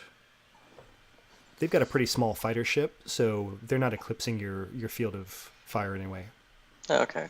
Well, in that case, I'll just prepare evasive maneuvers Sounds good. Sounds good. and let people do whatever let everyone else do what they want. Okay. So I feel pretty clear on what Ragosa is going to do from the flexing and finger popping at this point. So, Severick, what's Deviate want to do? You said you're going to work on directing power towards the guns? Yes. Okay. So Ragosa is going to do a firing op with the pulse cannon. Okay. So the pulse cannon, you got a +7 to hit here. Okay. So D20 plus 7. Oh my goodness! Wow. No. Well, Too much power, DVA. Too much power. that first shot, yeah, it was really, really strong compared to where you were expecting, and you've just like lanced a line of fire through space. But the good news is you do get 2 shots. Okay. And see me like taking the dial and slowly turning it down. It's like a little gain dial. It's great. Okay, trying again. Okay, 14 plus 7, 21. That's very good. That's definitely going to hit that. Okay, so if we have to call these ships lefty and righty, which one are you going to be shooting at? Lefty Lucy? Okay. So you are shooting at the left ship. They've both taken an equal amount of damage up to this point, so Okay. let's go ahead and roll some damage. I think you have 3d8 is your number. Does that sound right? Yeah, I had it. I keep moving in the book. I keep moving in the absolutely know what PDF. you mean. Sorry, it says 3d8, right? Yes. 18. Nice. That's not some bad. very decent damage. Okay, Yes. so Lucy is kind of rocking back and forth. Doesn't look so great at this point. These ships look like they've already undergone a lot of battle damage at one point or another. It wasn't as obvious when they were just flying at each other, but getting a good look at them, they do not look like they're very well put together. Okay. Let's see. We're going to move on to their turn. And these pirate ships... I keep saying pirate ships for some reason. It's really weird. I don't know what I'm thinking about. We're going to find out that they are really not equipped with weaponry. Apparently what they're going to do is attempt to ram you, much like Vokmir was attempting. They're going to try to maneuver into you. Let's see, is there any really good example of how we do this? Because personally, I'm thinking this is an opposed piloting roll to see if they can whack you. Yeah, I did prepare evasive maneuvers. Yes, you did. So does that So, mean disadvantage for me, or what does that mean? It says +4 bonus to armor class until the beginning of our next turn. Now, the dark matter system is an alpha, so in general, if I say things like, I think I would want this to be more like standard combat in D&D, that's really my my thinking in this is, for me, like the +4s and so forth, it goes more towards like a Pathfinder, and I'd love to see it be simplified to match 5e combat, because I could see that being very advantageous for people to just pick up and port. Okay, so I'm going to roll a d20 +1, and then we'll have you roll an opposing piloting roll in a second. Here we go. Okay, so I've got a 9, and you need to pilot at a +4 bonus. While piloting. Yeah, and That then would add we'll up to throw 4 on top, right? So, good stuff. So this ship comes directly at you, and as it is doing so, what's your maneuver like? Just slide to the right. There we go. So you just like throw on the maneuvering thrusters, and they just go past you, but now they're basically alongside you. Terrible hand positions. So you've got a broadside type situation if you had that kind of cannon. And now the other ship, which is righty and does not have a cool nickname, they're going to be flying at you from the opposite side. It looks like they've got basically the same idea. And they've got a 10. So here's a question, like, when it comes to it. Well, you handled it. It's going fine. You've got some very high piloting rolls here. So neither of these ships has managed to engage with the 7-7 in any sort of reasonable way. They Yeah, are... I want to use that nice 28 and slide my way out from under them, so I'm not that close to them anymore. Okay, yeah. Can I put Rether between them and me? Well, that's a great question. He is about to go next. Right now, that's effectively what's happened, is they've got kind of a V formation where they're almost pointing at each other, and Rether is at the open end of the V in his little umbra, and now you've sunk down below them in space. So it's all going pretty well there. Okay, so Rether, let's try to think of the least helpful way to handle this. Okay, there is no limit on the number of times I can use Dark Pulse, so my thought is that this is the best choice. So, Speedy, do you want to keep rolling for your ship? You want to pass it off to Deviate? What do you want to do? Well, I have the higher dex anyway, so... Okay. So right now, the pirate ships are both going to be affected by this Dark Pulse. So it's, if you want to make it, dun 14, and what are we looking for? I think it's a 14 we're looking for. It's a 13, so you definitely made it. Okay, so you guys are fine. Let me roll 4d6 to see how badly these pirate ships are damaged. They're damaged, pretty well. That goes well. Okay, let's talk about systems. They're going to have a random system disabled. So, okay. Ragosa, pick a number from 1 to 4. What are their engines? 4. Okay. And let's say sensors. Sav, where do you want me to put sensors? 2. Okay. So we've got, engines and sensors so far? Okay, let's say they're maneuvering. Which one do you want that to be, Speedy? Do you want that to be 1 or 3?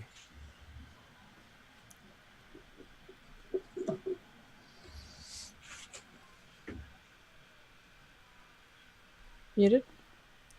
Oh, yeah. So for Vokmare, which one do you want me to put the maneuvering at, 1 or 3? 3? Okay. And then the 1 is going to be life support. Oof. So we're going to roll a d4 here. And if I don't remember what I just said, that's very likely. So hopefully you guys will. Okay, so 2. Who had 2? That was Sav. And what system did we say that was? What did we say that was? Sensors? I think I gave you sensors. Okay, so right now, one of these ships can't tell the difference between you and any other ship. So there's that. Okay, the other ship, we're going to say that's Lucy. Righty cannot move. So one ship is dead in the water, and one ship can't tell it from any other ship. Yes.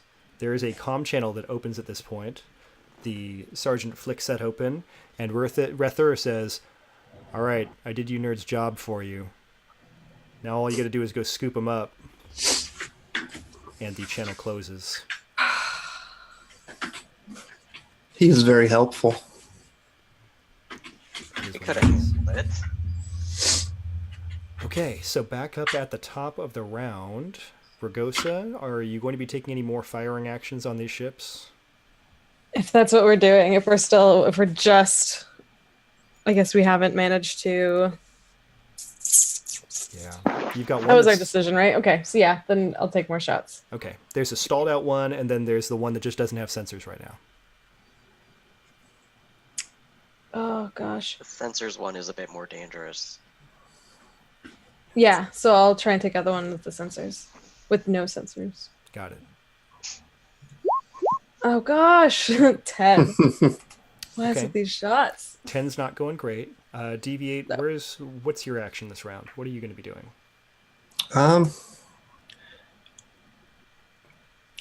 Just really be doing what I was doing before. We're trying to take these things out, so let's push some power to the weapons again, and then let's just go with that.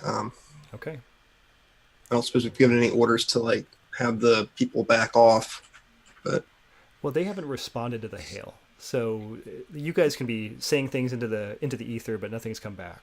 well, I meant like the people that were escorting. Oh no, the captain said. Well, the captain did kind of say that. He did say for them to hold back and wait until this was resolved. Okay. And we didn't take any damage, so No, you guys are fine. Yeah. nothing for me to fix. So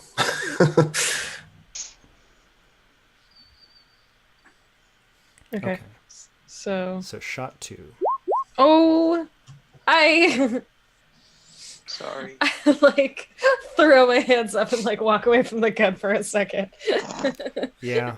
Yeah, that seems appropriate at that point. Okay, so Volkmar, what do you want to do at the piloting station? I'm just gonna keep ready with my evasive maneuvers. Mm-hmm. Can I put on my own music? Okay, sounds good. What is this music like? I think it's whatever the future version of Mr. Sandman would be, because I'm just picturing this video. But in the Twitch chat. I really shouldn't open a video because I realize this is going to now broadcast. yeah. That's all I'm picturing right now. That's Pro great. side unmuted sound at least. That's awesome. Yeah, that looks like about how things are going to go. That's perfect. Okay, so knowing that's what we're going to be looking forward to, we've got the left-handed ship. They're going to be attempting to maneuver and strike someone with their ship. They know nothing about where anybody else is. So I'm going to roll a randomizer here. If we go... Okay, we've got a D3. Do you guys want to be 1, 2, or 3? We are number 1. Okay. And number 3 is going to be the Umbra. So they're pointed roughly at the Umbra. And we're just going to roll a D20. And we're going to see how this goes. I'm going to roll it twice because I'm going to give them disadvantage for the fact they have no idea where they're going. Okay, with a space maybe. Okay, so that's probably not going to be a hit. Oh, that's even worse. Perfect. So they go careering towards where the Umbra is. They do very poorly. And you can hear the two pirate ships scraping against each other. You can't actually hear it because it's space, but you can imagine it. And they are now stopped. Rether, since he doesn't have to use his dark pulse on anyone, gets on the comms again back to your ship and says, okay, I thought I told you nerds to clean those ships up. We've got to get this maw open so that we can continue on our escort.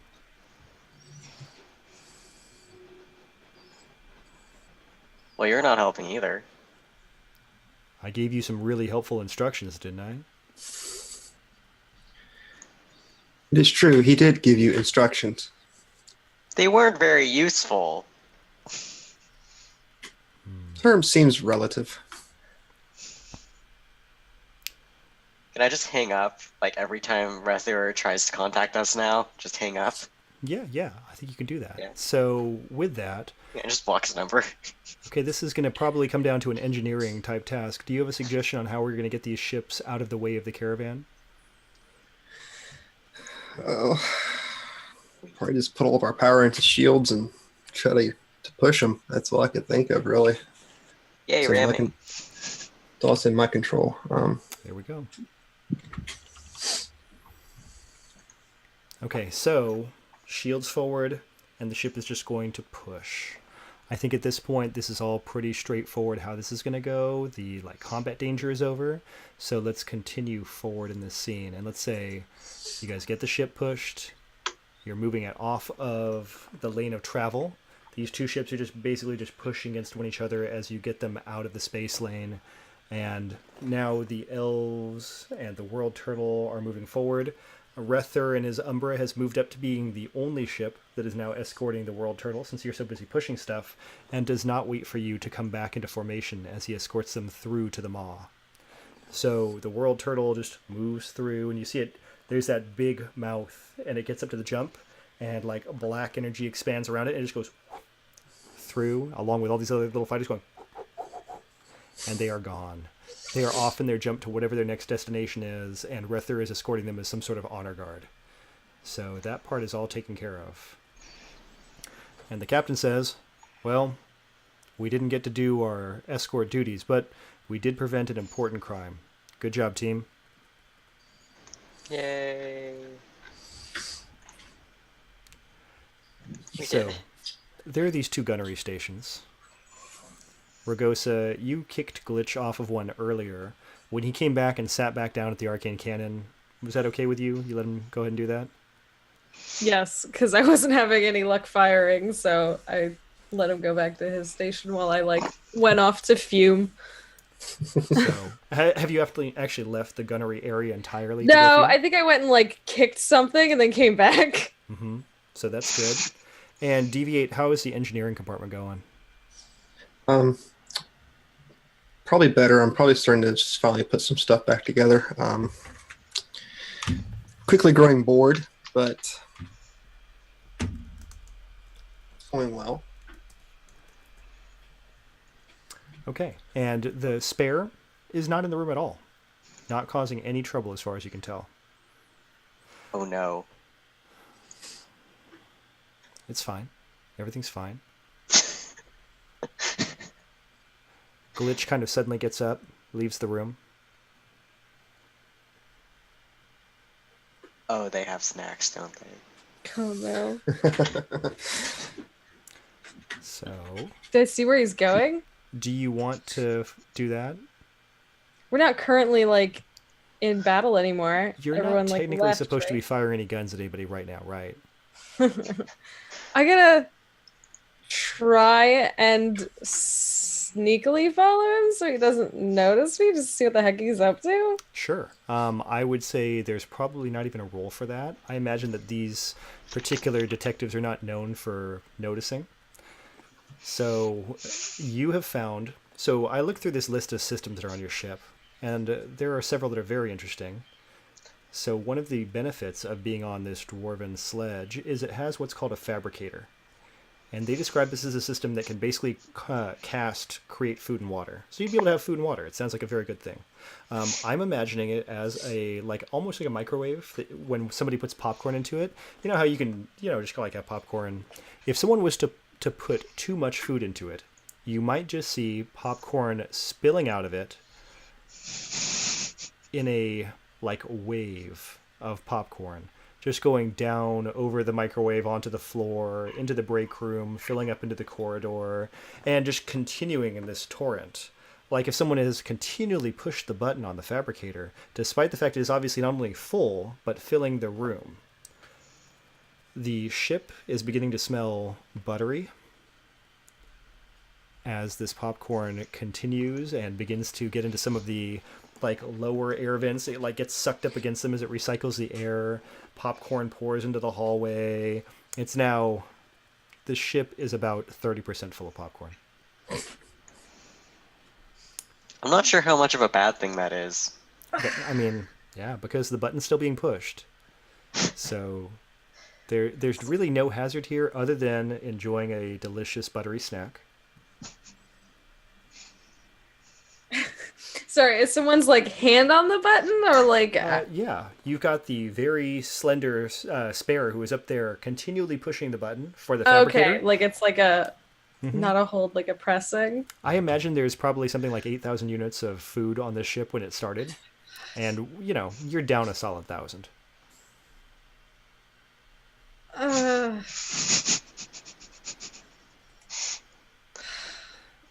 Fudge. As Spare sees you from the doorway and says, Hey, Ragosa, do you know every time you push this button, it makes more food? Click, click, click, click, click, click. Uh, I don't even know. Oh my god. Okay. Would I know how easily repairable a robot arm is? I imagine you have had experience in this. Yes. Is it very repairable? Yes. I cut off his arm that's pressing the button. I don't feel like there's any need for a roll for that. That sounds like something that happens routinely on this precinct. So, okay, so you cut off Spare's arm. He is called Spare for a reason. He's like, now not his no whole longer arm, I'd say pushing. like at the wrist. Like Okay. a reasonable amount of. Sure. I mean, who doesn't do that to a coworker every once in a while? So, with this, the fabricator spits out about 5 more servings for all the backlog button events and stops. He's approximately waist deep in popcorn at this point.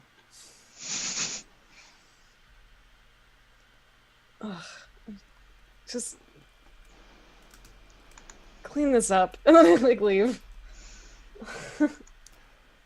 And then I think I would radio down to DV8 and be like, can you shut the power off on the food replicator? Just stop it. Yeah, I can do that. Let me go to some panels, see if I can find where the power's routed to, and hopefully not blow something else up in the process. And then I message Vokmare. Yeah. Do you want some popcorn? Heck yeah, I do. Okay. Can I? Is there an autopilot? Can I excuse myself to the bathroom and go? Yes, you can do that. It's leaving the sergeant in command of the console. That works out just fine. I trust him. Yep. So you push the autopilot, tell the sergeant, he like nods at you, takes a stick. Yeah, I'm gonna go help clean up the popcorn, and since I feel like Rothians don't have much of a sense of I want to say dignity, but I don't think that's the right word. Oh, well. This popcorn well, is on the floor, and that is where I'm going to eat it from. Yeah, that sounds accurate. I think that's fine. I mean, there's probably many species that serve food from the floor. So I mean, Rothians don't even eat, so like, there are no rules. I think that's fair. I mean, whatever you want to have happen there, it happens. You've got your popcorn. The real question is, why are these vets making popcorn? What do they expect to have happen with making food? I don't understand that either. The rules are pretty explicit. They don't need to eat it. Can they eat it though? They do. They do. But the question is, what happens to it? And I don't think anybody wants to ask that question too closely. Don't want that answer. Yep. So Deviate, you have managed to turn off the fabricator. That is pretty straightforward. Glitch is assisting you all in getting rid of the popcorn. There is like a sound that's a little bit like a vacuum cleaner. He does have a mouth and a robot tongue that we've previously discussed, but he's not moving at all. Just his little arms are out to the side. And you hear this, and popcorn is like funneling in the bottom of him and just like pulling up into this big barrel body. So the level is going down.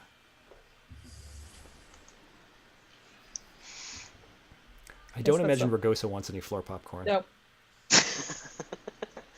Nope. Deviate, where do you fall in this? I think DVA would be more worried about it clogging some sort of air filtration or something to that sort. Mm-hmm. That's happening, yeah. So to protect the organic organisms on this ship, I think he'd be doing his best to try to clean up and unclog them. If that means venting it into space, so be it. Yeah, that would definitely Hey, be an no, option. we're eating this floor popcorn. Yeah, so at this point, you could just try to vent the systems, but there are many people in the hallway. Or you could Just go ahead and unclog the air vents. There's probably an unclog button for that. Whatever is the most appropriate and quickest. So Well, I feel like those are different with things, but whatever is most appropriate. oh, First, okay, all right. Well, you could just push the unclog button, and it wouldn't have Yeah. anybody vented out into space. Don't vent the crew with the popcorn. Right. Well, I'm sure the Vex would be fine. I'm worried about myself. I'm worried about the ship. So So I'm gonna say this is a perfect time for you to all be dealing with other stuff. You're working on this unventing procedure or this unclogging procedure, which seems pretty straightforward, and you're just running the diagnostic. As this is all going on, there is a blip blip blip blip blip blip, which is like a ship alert. And none of you are right next to a console. So in what direction do you go and turn? I actually take that back. Deviate is right there at a console. So you've got two things happening. The ship that we were formerly calling Lucy, Lefty, has turned on its auto-destruct. Oh. The ship that is on the right has shot out one fighter. So you have one rapidly escaping fighter. You have one ship that is about to self-destruct. You are in physical contact with both of these ships with your ship. is the convoy still going through, or are they passed on? They are past, so it is just you all that is at stake here. I think we're gonna go ahead and try to dump as much as I can into the speed of the engines, and tell them let's get out of here now. Because I don't want to be in the middle of an explosion. So there is all of that to consider, and also your relative proximity to the maw. You are outside of the space lane, but just an exploding spaceship's probably not a small deal. So lots of things to deal with there. Ragosa, when the alarm goes off, where do you go? Like, what does the alarm just says? There's general danger about to happen. Yeah, it's like a ping. So right now you could just turn and try to look at like the break room screen, or you could try to go to your station. Yeah, you know what? I think I would like run back to my station and try and get the info there, just so that I'm ready and getting the info at the same time. Sure. So there is a fighter rapidly going off of your screen as it escapes this exploding ship. I would like to try and shoot it. Okay. And Vokmir, what are you going to do when you hear all these alarms and so forth? I'm going to take one last mouthful of popcorn, and I'm going to run back to the pilot seat. Yep. So we've got three things going on. We've got this ship that will explode soon. We've got the flying fighter, and we've got the popcorn. But only two of those are really pressing. So Popcorn, clearly most important. So Deviate, what did you do with your engineering action right now? I'm going to dump whatever we have into the engines and the rear shields so we can get out of here without taking too much damage. Okay. Sounds good. So you're trying to... So if you want to dump power, it's apparently coming from the shields. So do you want to keep the shields and just go, or do you want to dump the shields and go faster? Oh, Jesus. Probably want to dump it into the shields. Okay. So the shields are up, and we're going to be going at a moderate pace. Vokmir, what are you going to do? I feel like we need to book it away from these ships. Okay. Unless we want to try and shove them further away from the space lane. So Do we want to be self-sacrificing today? It's tough. Are you asking the captain? Sure, Captain. Should I try and push these further away from the space lane?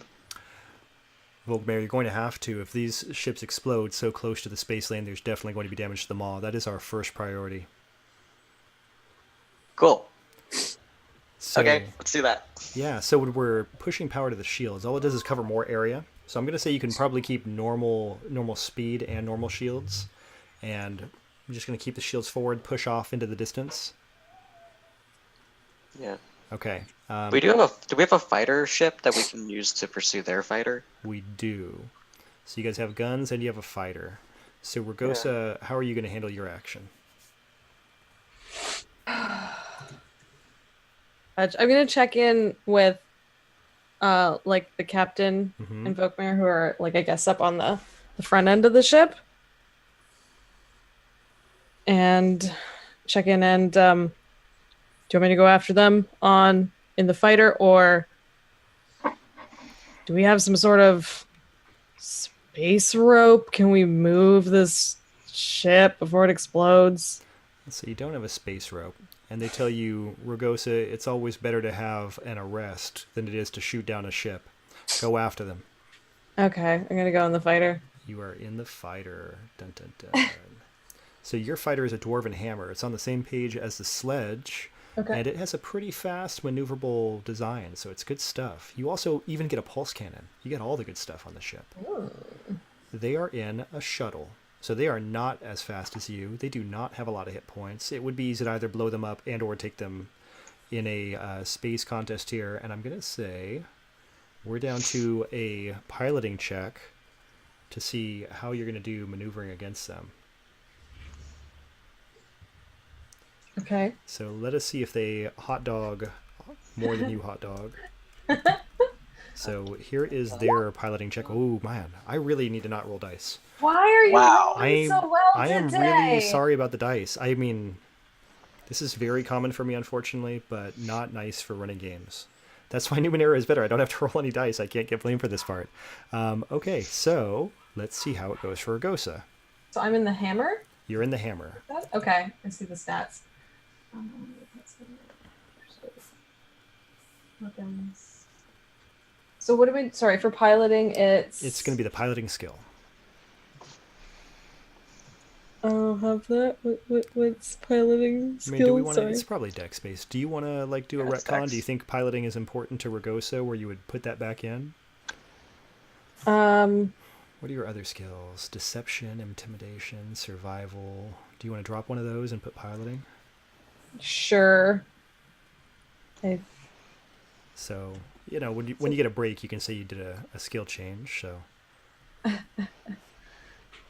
Is there a way to? Sorry, I don't know how to make a custom one. So it would just be proficiency plus dex mod. yep. Okay, plus d20. Okie doke. So that is. Well, not good enough. That's so 6 plus 6, 12. Okay. Not a And the good- problem is they're not that great compared to you. You're a better pilot than they are, but they started out faster than you did. Okay, you now have a piloting skill on your character sheet. Oh, thank you. Yeah, no problem. Luckily, I had done this in advance for a couple of the other things. So, okay, so they're just faster than you are right now. They don't look like they're doing anything really super cool. And what happens is, at the last second when you're about to pull in line with them, they do a dip. They get down lower than you were expecting. And so you have overshot them. Okay. In the next part of the round, Folkmare, are you going to continue trying to get your ship out of the way? Or no, I'm sorry, push their ships out of the space lane is what I meant to say. Yeah, as much as I can. Okay, so that's going to happen. Let's say that we get this ship pushed a little farther out of the way, and now what we're going to do is we're going to say, this is your opportunity right here in this same action, where you can try to clear the lane and clear the explosion if there's going to be an explosion. Oh yes, that sounds badass. Okay. Let's do it. I think we're going to be doing a piloting check, and does Deviate have anything that they're doing in the back that's going to help out?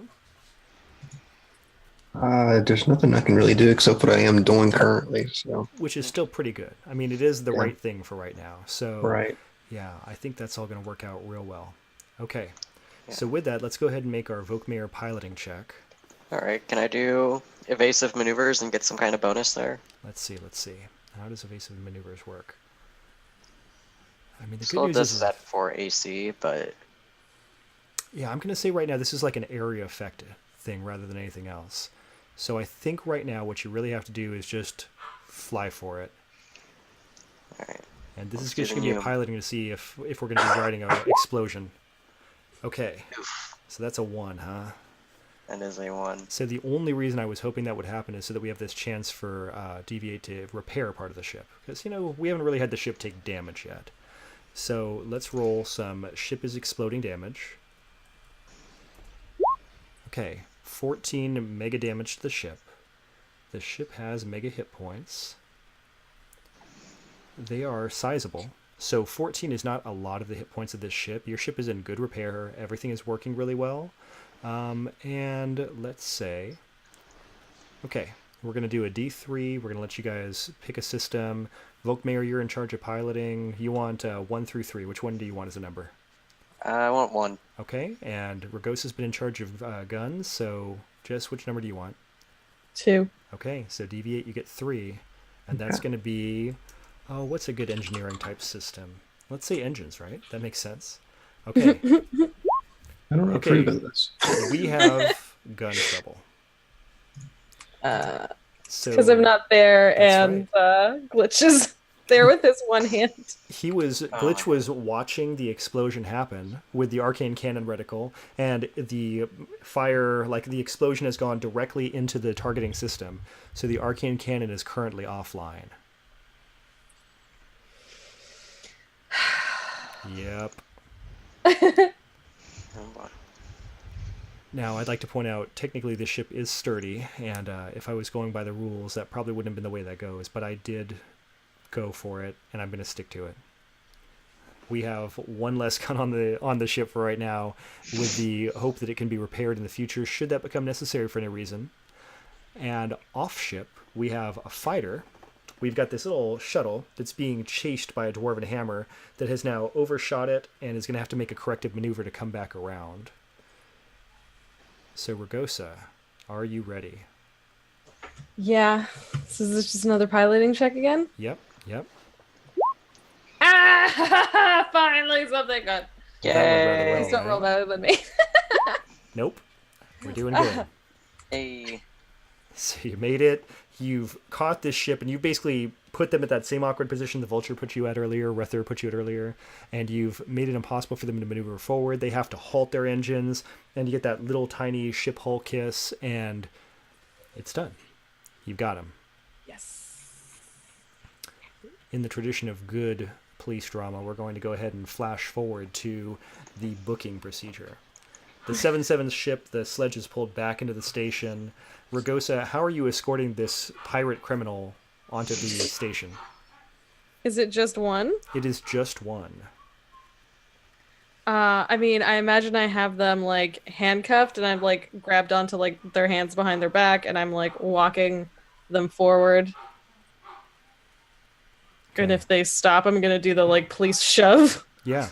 And they're like hissing and spitting, and they've been talking like, sotto voce. They've been doing like mumbling the whole way. Something about lots of like remote systems and so forth. It seems like they're some sort of technical terrorist type person, and they've managed to jerry rig all these ships so they work together as this is going on. And they're being escorted into the station. Mm-hmm. Okay, the captain is coming in. The sergeant stops Volkmar and deviate outside as you guys are about to go into the station proper, the precinct, and says, "Okay, is everything ready for the captain's birthday party?" I think the cake is destroyed. What? It's fine. Volkmar, go get a cake. Go find a cake somewhere fast. Can I go to the Space 7-Eleven and get something there? Mm-hmm. Yep. I think you can definitely do that. Are we talking about running through the station, or are we talking about trying to take the ship and go somewhere? Do I need the ship to go to the Space 7-Eleven? I really don't think so, but I like to really imagine you've got some choices here that could all be bad. This is a replicator on the ship? Could that? The fabricator? Oh, yeah. yeah. It does mostly have popcorn in it. Can we make something out of popcorn? Can I make popcorn balls? There was a type of seed at one point. Can you make popcorn balls? Absolutely. And it definitely, I mean, it's basically a seed, right? I mean, all these things work. It's up to you guys how you want to work on that popcorn. How much popcorn is left A after? lot. So much popcorn is left. Can I just make can I attempt to make a statue of the captain from the popcorn? Yes, there's no way I would say no to that. Do I have to roll for it? Because I think what you're coming up against is like how good of a likeness this is. I think it's going to be a dex roll, so you're probably going to do real well. Okay. Come on, 20. Ooh, it's really good. It's really good. If you ever had to have somebody make your likeness out of popcorn, you would definitely want Volkmar to do it, because it looks like the captain. The problem is now you have a 6-foot-tall statue made of popcorn that is inside of the ship, and you've got to carefully carry it out into the break room. So looking forward to that. Okay, yeah, I'm gonna. Yep. Okay. And Deviate, what is your part in all this? How are you preparing for this party? I did my part with the nest. Did hear some really terrible music on this ship, so maybe we can have that playing in the background. Very good, very good.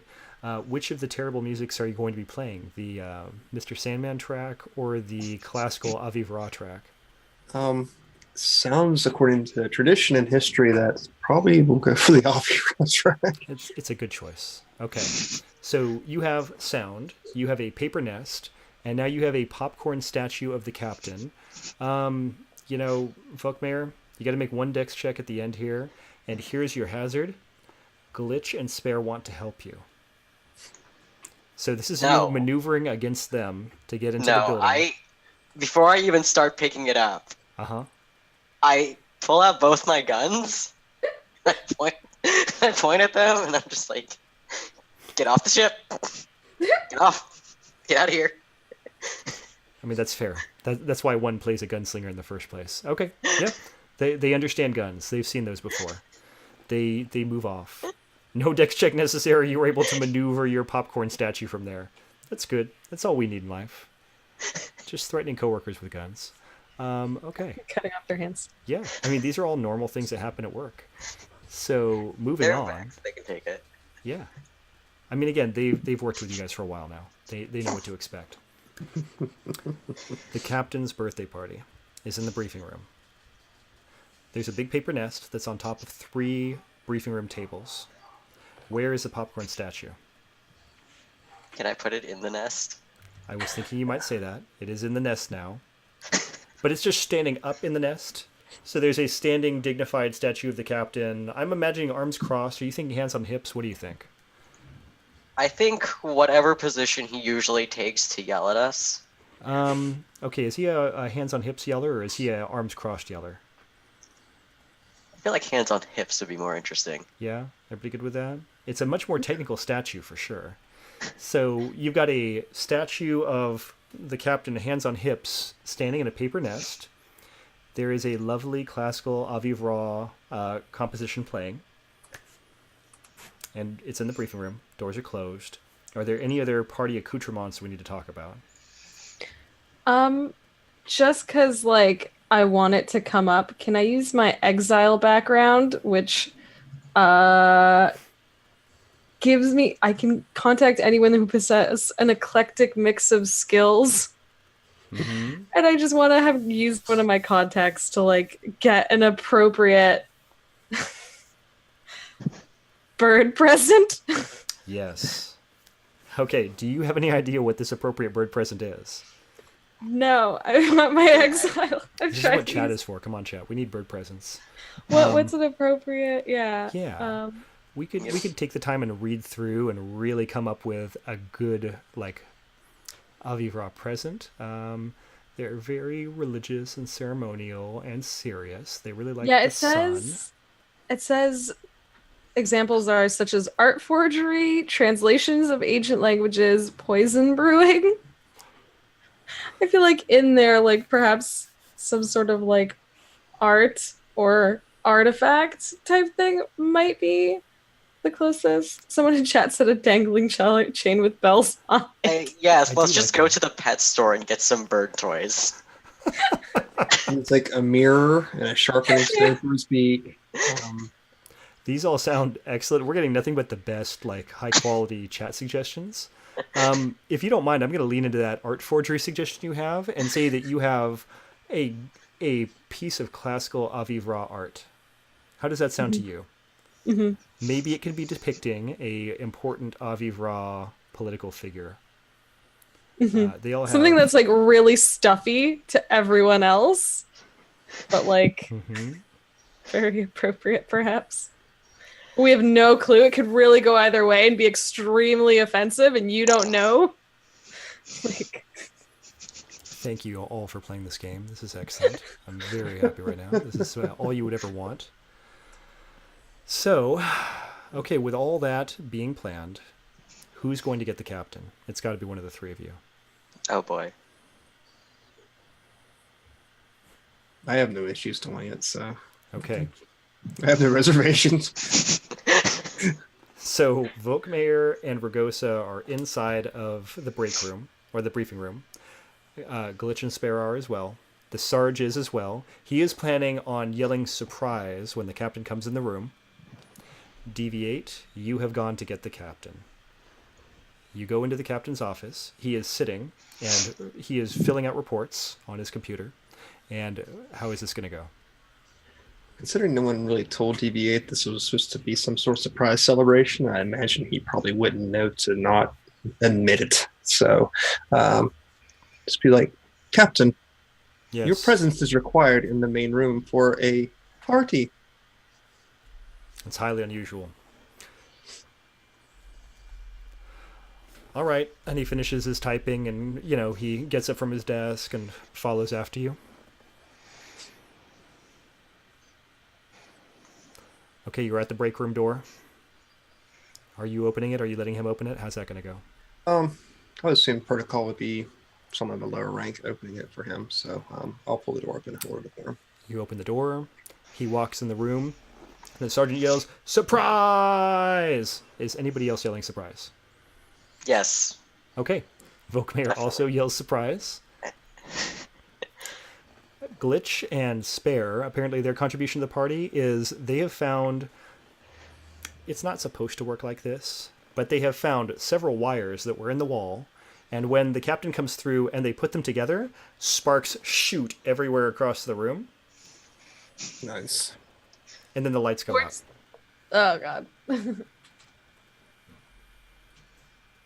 As long as the sparks didn't cause fire to the paper nest. No, luckily no fire there. That would have been a great plan, but didn't get that far ahead. Okay, so with that, the lights have gone out in the room, and the captain says, "Yes, that was a surprise." Deviate. Go fix that. Captain. Yes, Captain. I'll go about my duty. Yep. Unless you feel a need to roll for it for possible further hilariousness, we can just fix it. Oh, I'm all about rolling for Let's tragedy. do this. All right. Here we go. Shall I roll? Do I do technology? Yep.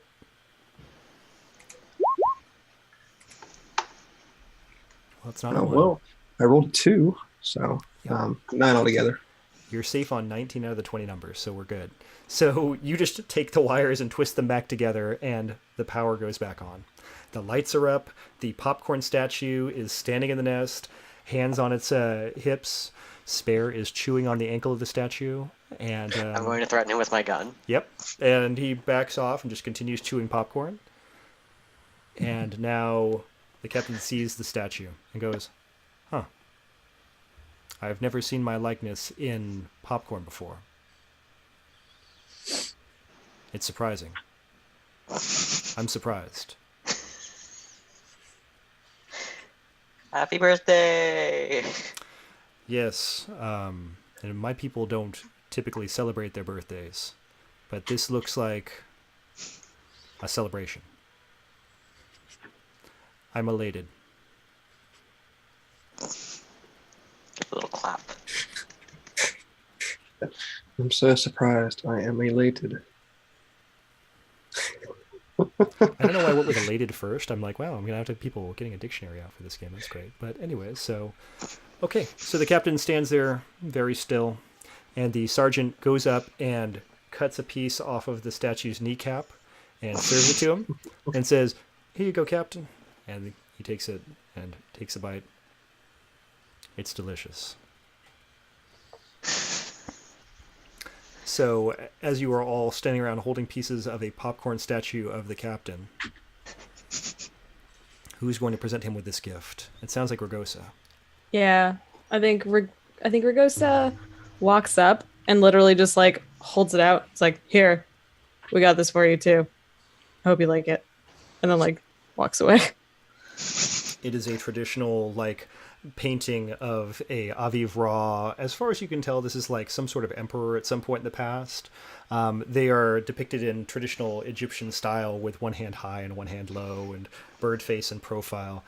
And he says, this is Emperor Canny Osiris the First. This is a very important Avivra figure. He was known for his serious demeanor and lack of humor. Personally, I emulate the man at all possible times. Thank you. This is a very meaningful gift. Good. How does he feel about his nest? That looks very much like the nest that I had when I was a child. You may use it for sleeping or mating rituals if you prefer. That's very thoughtful, Deviate. I don't think that protocol allows either of those things in the break room. Or the briefing room. I'm unsure, Captain. Let me go investigate that. Enjoy looking at the procedural manual. That'll be fun. So, at this point, Rether comes into the briefing room, having traveled up and into the station and so forth, comes in. Well, I just got done escorting a cute baby world turtle to its new home, while you nerds push space garbage around the galaxy. How does that feel? Pretty good because it blew up at the end. I felt like a superhero. That's good for you. Everyone should have a win now and then. What is this? Popcorn statue? Sounds pretty good. And he reaches in and takes like a big handful out of the stomach I want to area. slap his hand away. Oh, hey. No. We made it for the captain, not you. What, I don't get any? No. I'm a commander in this station. I technically outrank all of you. And I just want some popcorn statue. No, you can have some of the floor popcorn in our ship. I mean, I'm not gonna lie, that sounds pretty good too. You may It also actually was have really access to our nest if you prefer. Perfect for sleeping or mating. Yeah, I'll do that. He takes the nest off of the table. And walks out of the room like this, holding the paper nest. The captain says it's probably better he took that. I don't think we need more flammable things in the 7-7.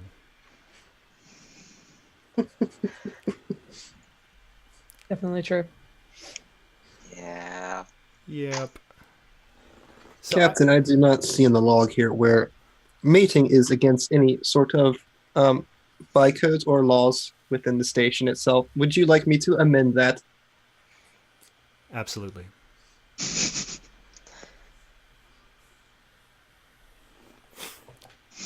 So, I know.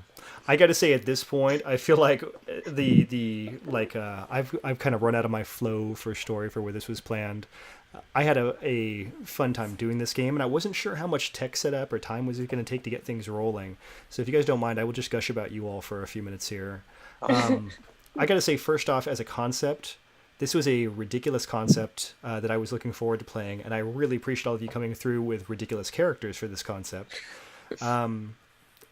It's a fun, like, I like Brooklyn Nine-Nine as a show, and it's a fun, like, ensemble cast where everybody is uniquely ridiculous in their own way, and I like that about it. The big thing I wanted to do was have something where you could have sci-fi, do some dark matter, and have some sort of just, like, real quick one-shotty stuff, and I think all those things came out well for that kind of concept. Let's talk about, like, stuff we would do differently or stuff we liked or things like that. On my part, I think I'll go last, actually. Let's see, who's up in the top left? Who are we going to pick on first? It looks like it's Jess. Jess, what do you want to talk about? Have you got stuff here? I don't know. The book is really interesting in general. The dark matter stuff is really, really cool. As I was explaining earlier, I literally streamed my character build. So I didn't want to share the text. I was like, this is not mine to share, but I would read segments out. I was like, oh, this is really cool. Maybe I want to take this. And that's how I picked the exile background, which I really liked. But yeah, there's definitely a lot of cool stuff in there. I just wish I had more time to pick more out of it. Cause like literally had people in my chat shouting at me to focus because I would start reading stuff in it, and I was like, oh my gosh, this is so interesting. Like they really set up a really cool world, and like all the classes and races and the variations. There's some really, really neat stuff in it, and I was absolutely getting lost at it, and I had to be shouted at to focus and finish building my character. Yeah, I felt the same way about it. There are a lot of things you could do that are fun in terms of doing dark matter. You have all of your D&D fantasy stuff, plus you get more. So I think all of that was very good. Yep. I could see that being an issue. Yep. Also, yeah, it was fun seeing you play a character that was not nice and like overly positive. How much of a challenge was that? It's hard, and I like it, but it's also hard because like I'm never not gonna be like giggling as myself, and I'm just like, how do I like stay stone-faced all the time? How does anyone do this? Yeah. Thank you for running this game. It was a lot of like, I love Brooklyn Nine-Nine, and oh my god, your Scully and what's his face? It's so good. Oh yeah, Hitchcock. Yeah, well, they're So always good. interesting. I think I needed to watch like 10 or 12 more episodes of Brooklyn Nine-Nine to get back and like frame for this, but Yeah. I thought that worked out okay. Speedy, you want to talk about what are your thoughts? I think it was really cool. I made my character in about an hour before the session, which probably wasn't the best idea, but it was kind of cool to look through all the races, and I really love playing aliens, and I love playing aliens that look like they could eat your face off, and then making them soft and squishy. Yeah. So that was fun. I like the I do Rothians. wish I would have gotten more with the gunslinger, because there were some fun little traits. Like there was a thing where I ignored half cover because my bullets would just bounce everywhere. Yeah. So that would have been fun. But I enjoyed it. I really love Brooklyn Nine-Nine, and I really love playing the impulsive character who does random bullcrap. So Yeah, pro cons of a short game is what do you want to emphasize? And I was thinking about this, and it was, do we want to emphasize ship combat? Do we want to emphasize character abilities? And I thought about it, and like the unique thing for me in doing sci-fi D&D would be the ship aspect. So I was thinking, let's lean more into your ship roles and into your character archetype abilities, and I think that part went okay. But yeah, I mean, like we didn't see Savrek do any sort of monk stuff at all. And I was thinking, okay, how am I going to work this in? How am I going to work this in? And it didn't hit that right mesh. But there are a lot of cool abilities you guys could have used. Yeah. So short time frame problems. Sev, you want to go over to you? Sure. I'm sort of an old school D&D person, so this is kind of a reflection of when I used to play Spelljammer. So I got that mix of fantasy and high tech. And personally, like I kind of went back onto my old thoughts of watching old Star Trek, specifically like Next Generation, which I kind of took my character from with Data. Who's he has no emotion. He's learning how to exist as a sentient being. It's just for how I went to it. The system itself is really fun. It's a lot more in depth than we got into, obviously. A lot more feats, especially than I'm used to, that are very specific and well oriented to the different races and sort of class abilities, especially with ship combat, which is what I took. I took engineering feats to try to make it a little bit more useful. But yeah, I think my character could have fun, like even like outside of space combat, because I have that gravity issue where I could pinpoint a point in space as my center of gravity and just move to it. And I would never get pulled loose from it. I think that'd be like a cool spacewalk kind of scenario, Geez, I'm sort of rambling about it now, but no, it's good. If we had like the follow-up 7/7 episode, then what we'd have to do is we'd have to do like everybody on foot to contrast how everybody does everything in space. That's definitely part 2 in our scenario. Yeah. So I'm not saying that's coming up soon, but one of these days we'll get back to the 7/7 so they can see all the cool abilities. Yeah, I think the thing I really like about Dark Matter is the fact that enough things are familiar that you can use the D&D rule set. And from last weekend's experience doing the charity streaming to this weekend, it's a big deal to try to have somebody learn a new game. And there's that question of how much they need to know, how much will they want to know, and how are you going to make that the best possible experience for them. There's definitely an advantage to saying these are the rules you already know and letting people roll with that. For example, I mean, you guys all made your own characters in Roll20 and just came into it prepared, and that's really great because that's a significant amount of stream time if you don't have that. I wasn't sure, given the time that we had, if we were going to need to do like some character prep and set up some more like world building and so forth. I think that amount of things went okay, and that's the advantage of using like a really tropey type setting so that you know what to expect.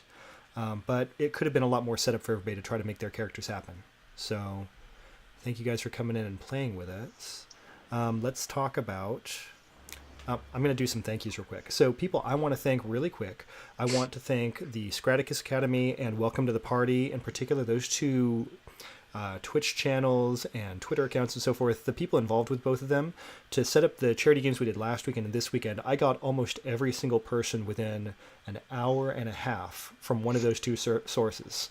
I had some people who came in later, like Jess, who is an excellent person, really enjoyed playing with her, but you know, I was just blown out of the water by the amount of support that came in, you know, like that through those two channels.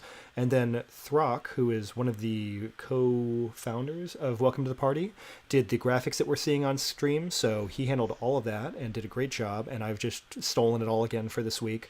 But really appreciated all that help. And then, Jess, your community's bonkers. The people who came out from Critical Reroll both last time and this time, you have a lot of people that are really engaging. It's awesome. So thank you all for the help and for coming out. And Saverick, I'm glad we got to play a game together, even though I was in the engine room. Yeah. Yeah, finally. So good stuff. I would love to give you all a chance to talk about yourselves, starting with Jess. Just thanks for letting me play again. It's always fun. Your Brooklyn Nine-Nine in space was wonderful. Thanks everyone else who played. You guys are awesome. And I guess thanks everyone here. I'm Jess, go_JG, Twitch, Twitter. Critical Reroll is the podcast I do where we're a bunch of nerds talking about another bunch of nerds. Really weird.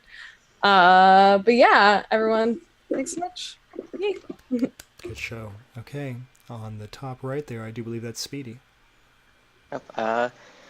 Yeah, thank you so much for letting me play. I've really enjoyed it. I saw Brooklyn Nine-Nine in space, and I was just like, want that. Yep. So it's been fun. I'm glad to participate. Obviously, I've got the whole, if you donate over a certain amount, I will draw you something. Art is mostly what I do online. I actually have a comic coming out December 2nd, so next week. Very cool. That's What is the cool comic for me. about? What's it about? Yeah. It's about two brothers who are working as vigilantes in a city called Shacord, and they're finding out that there's a lot more to the crime in the city than they could have ever dreamed. Very cool. So. Awesome. Okay, Saverick, you're up. Okay. First, thank you for inviting me on. I was on a whining spree there for a while on Twitter, like, man, I just want to play a game, you know, because I'm kind of stuck perpetually in DM mode. I run a reimagined retelling of the Temple of Elemental Evil over on the Greyhawk channel. Got a great cast, so even if you don't like me, you can go watch them be awesome. I do my own Fallout 5e hack game from Spilled Elf Studios, which if you like D&D, you like Fallout, go check out their blog because they have an awesome conversion set with all that. As far as Speedy and Jess, it's been awesome playing with you. It's nice to meet you guys. I hope it's not the last time. Hint, hint. Otherwise, that's kind of all I got going on and who I am. I do have my own Twitch channel, twitch.tv/Saverick, if you want to check it out once in a while. Otherwise, you just find me on the Greyhawk channel every Saturday. Very cool. Okay, so what's going to happen next is we're going to go on a quick break. We're going to get the next channel set up. This is Tizalians from Twitter, however she's going to introduce herself. They're doing a D&D love story, and we're going to see how that all comes together. They're broadcasting from all across the world, so I'm hoping that we have a very easy time setting everything up, and what could possibly go wrong. So fingers crossed. I'm going to bring the channel into a break screen in a second. If anybody likes it when people appeal for followers, I am like 4 away from meeting a goal for followers. So if you guys want to do that, great. And if not, I'm probably not going to mention it again. So thank you. You're only guys 3 all. away now, actually. Well, it works out well. Thank you. Appreciate that. But yeah, we're going to have our quick break here and get into game 2. So if you're like Eris and you're thinking, I came in here too late, nope, there's going to be another game really, really soon. And thank you all for coming out and playing. I'm going to push buttons, and that does take me a second. Thank you. Thank you. Sound.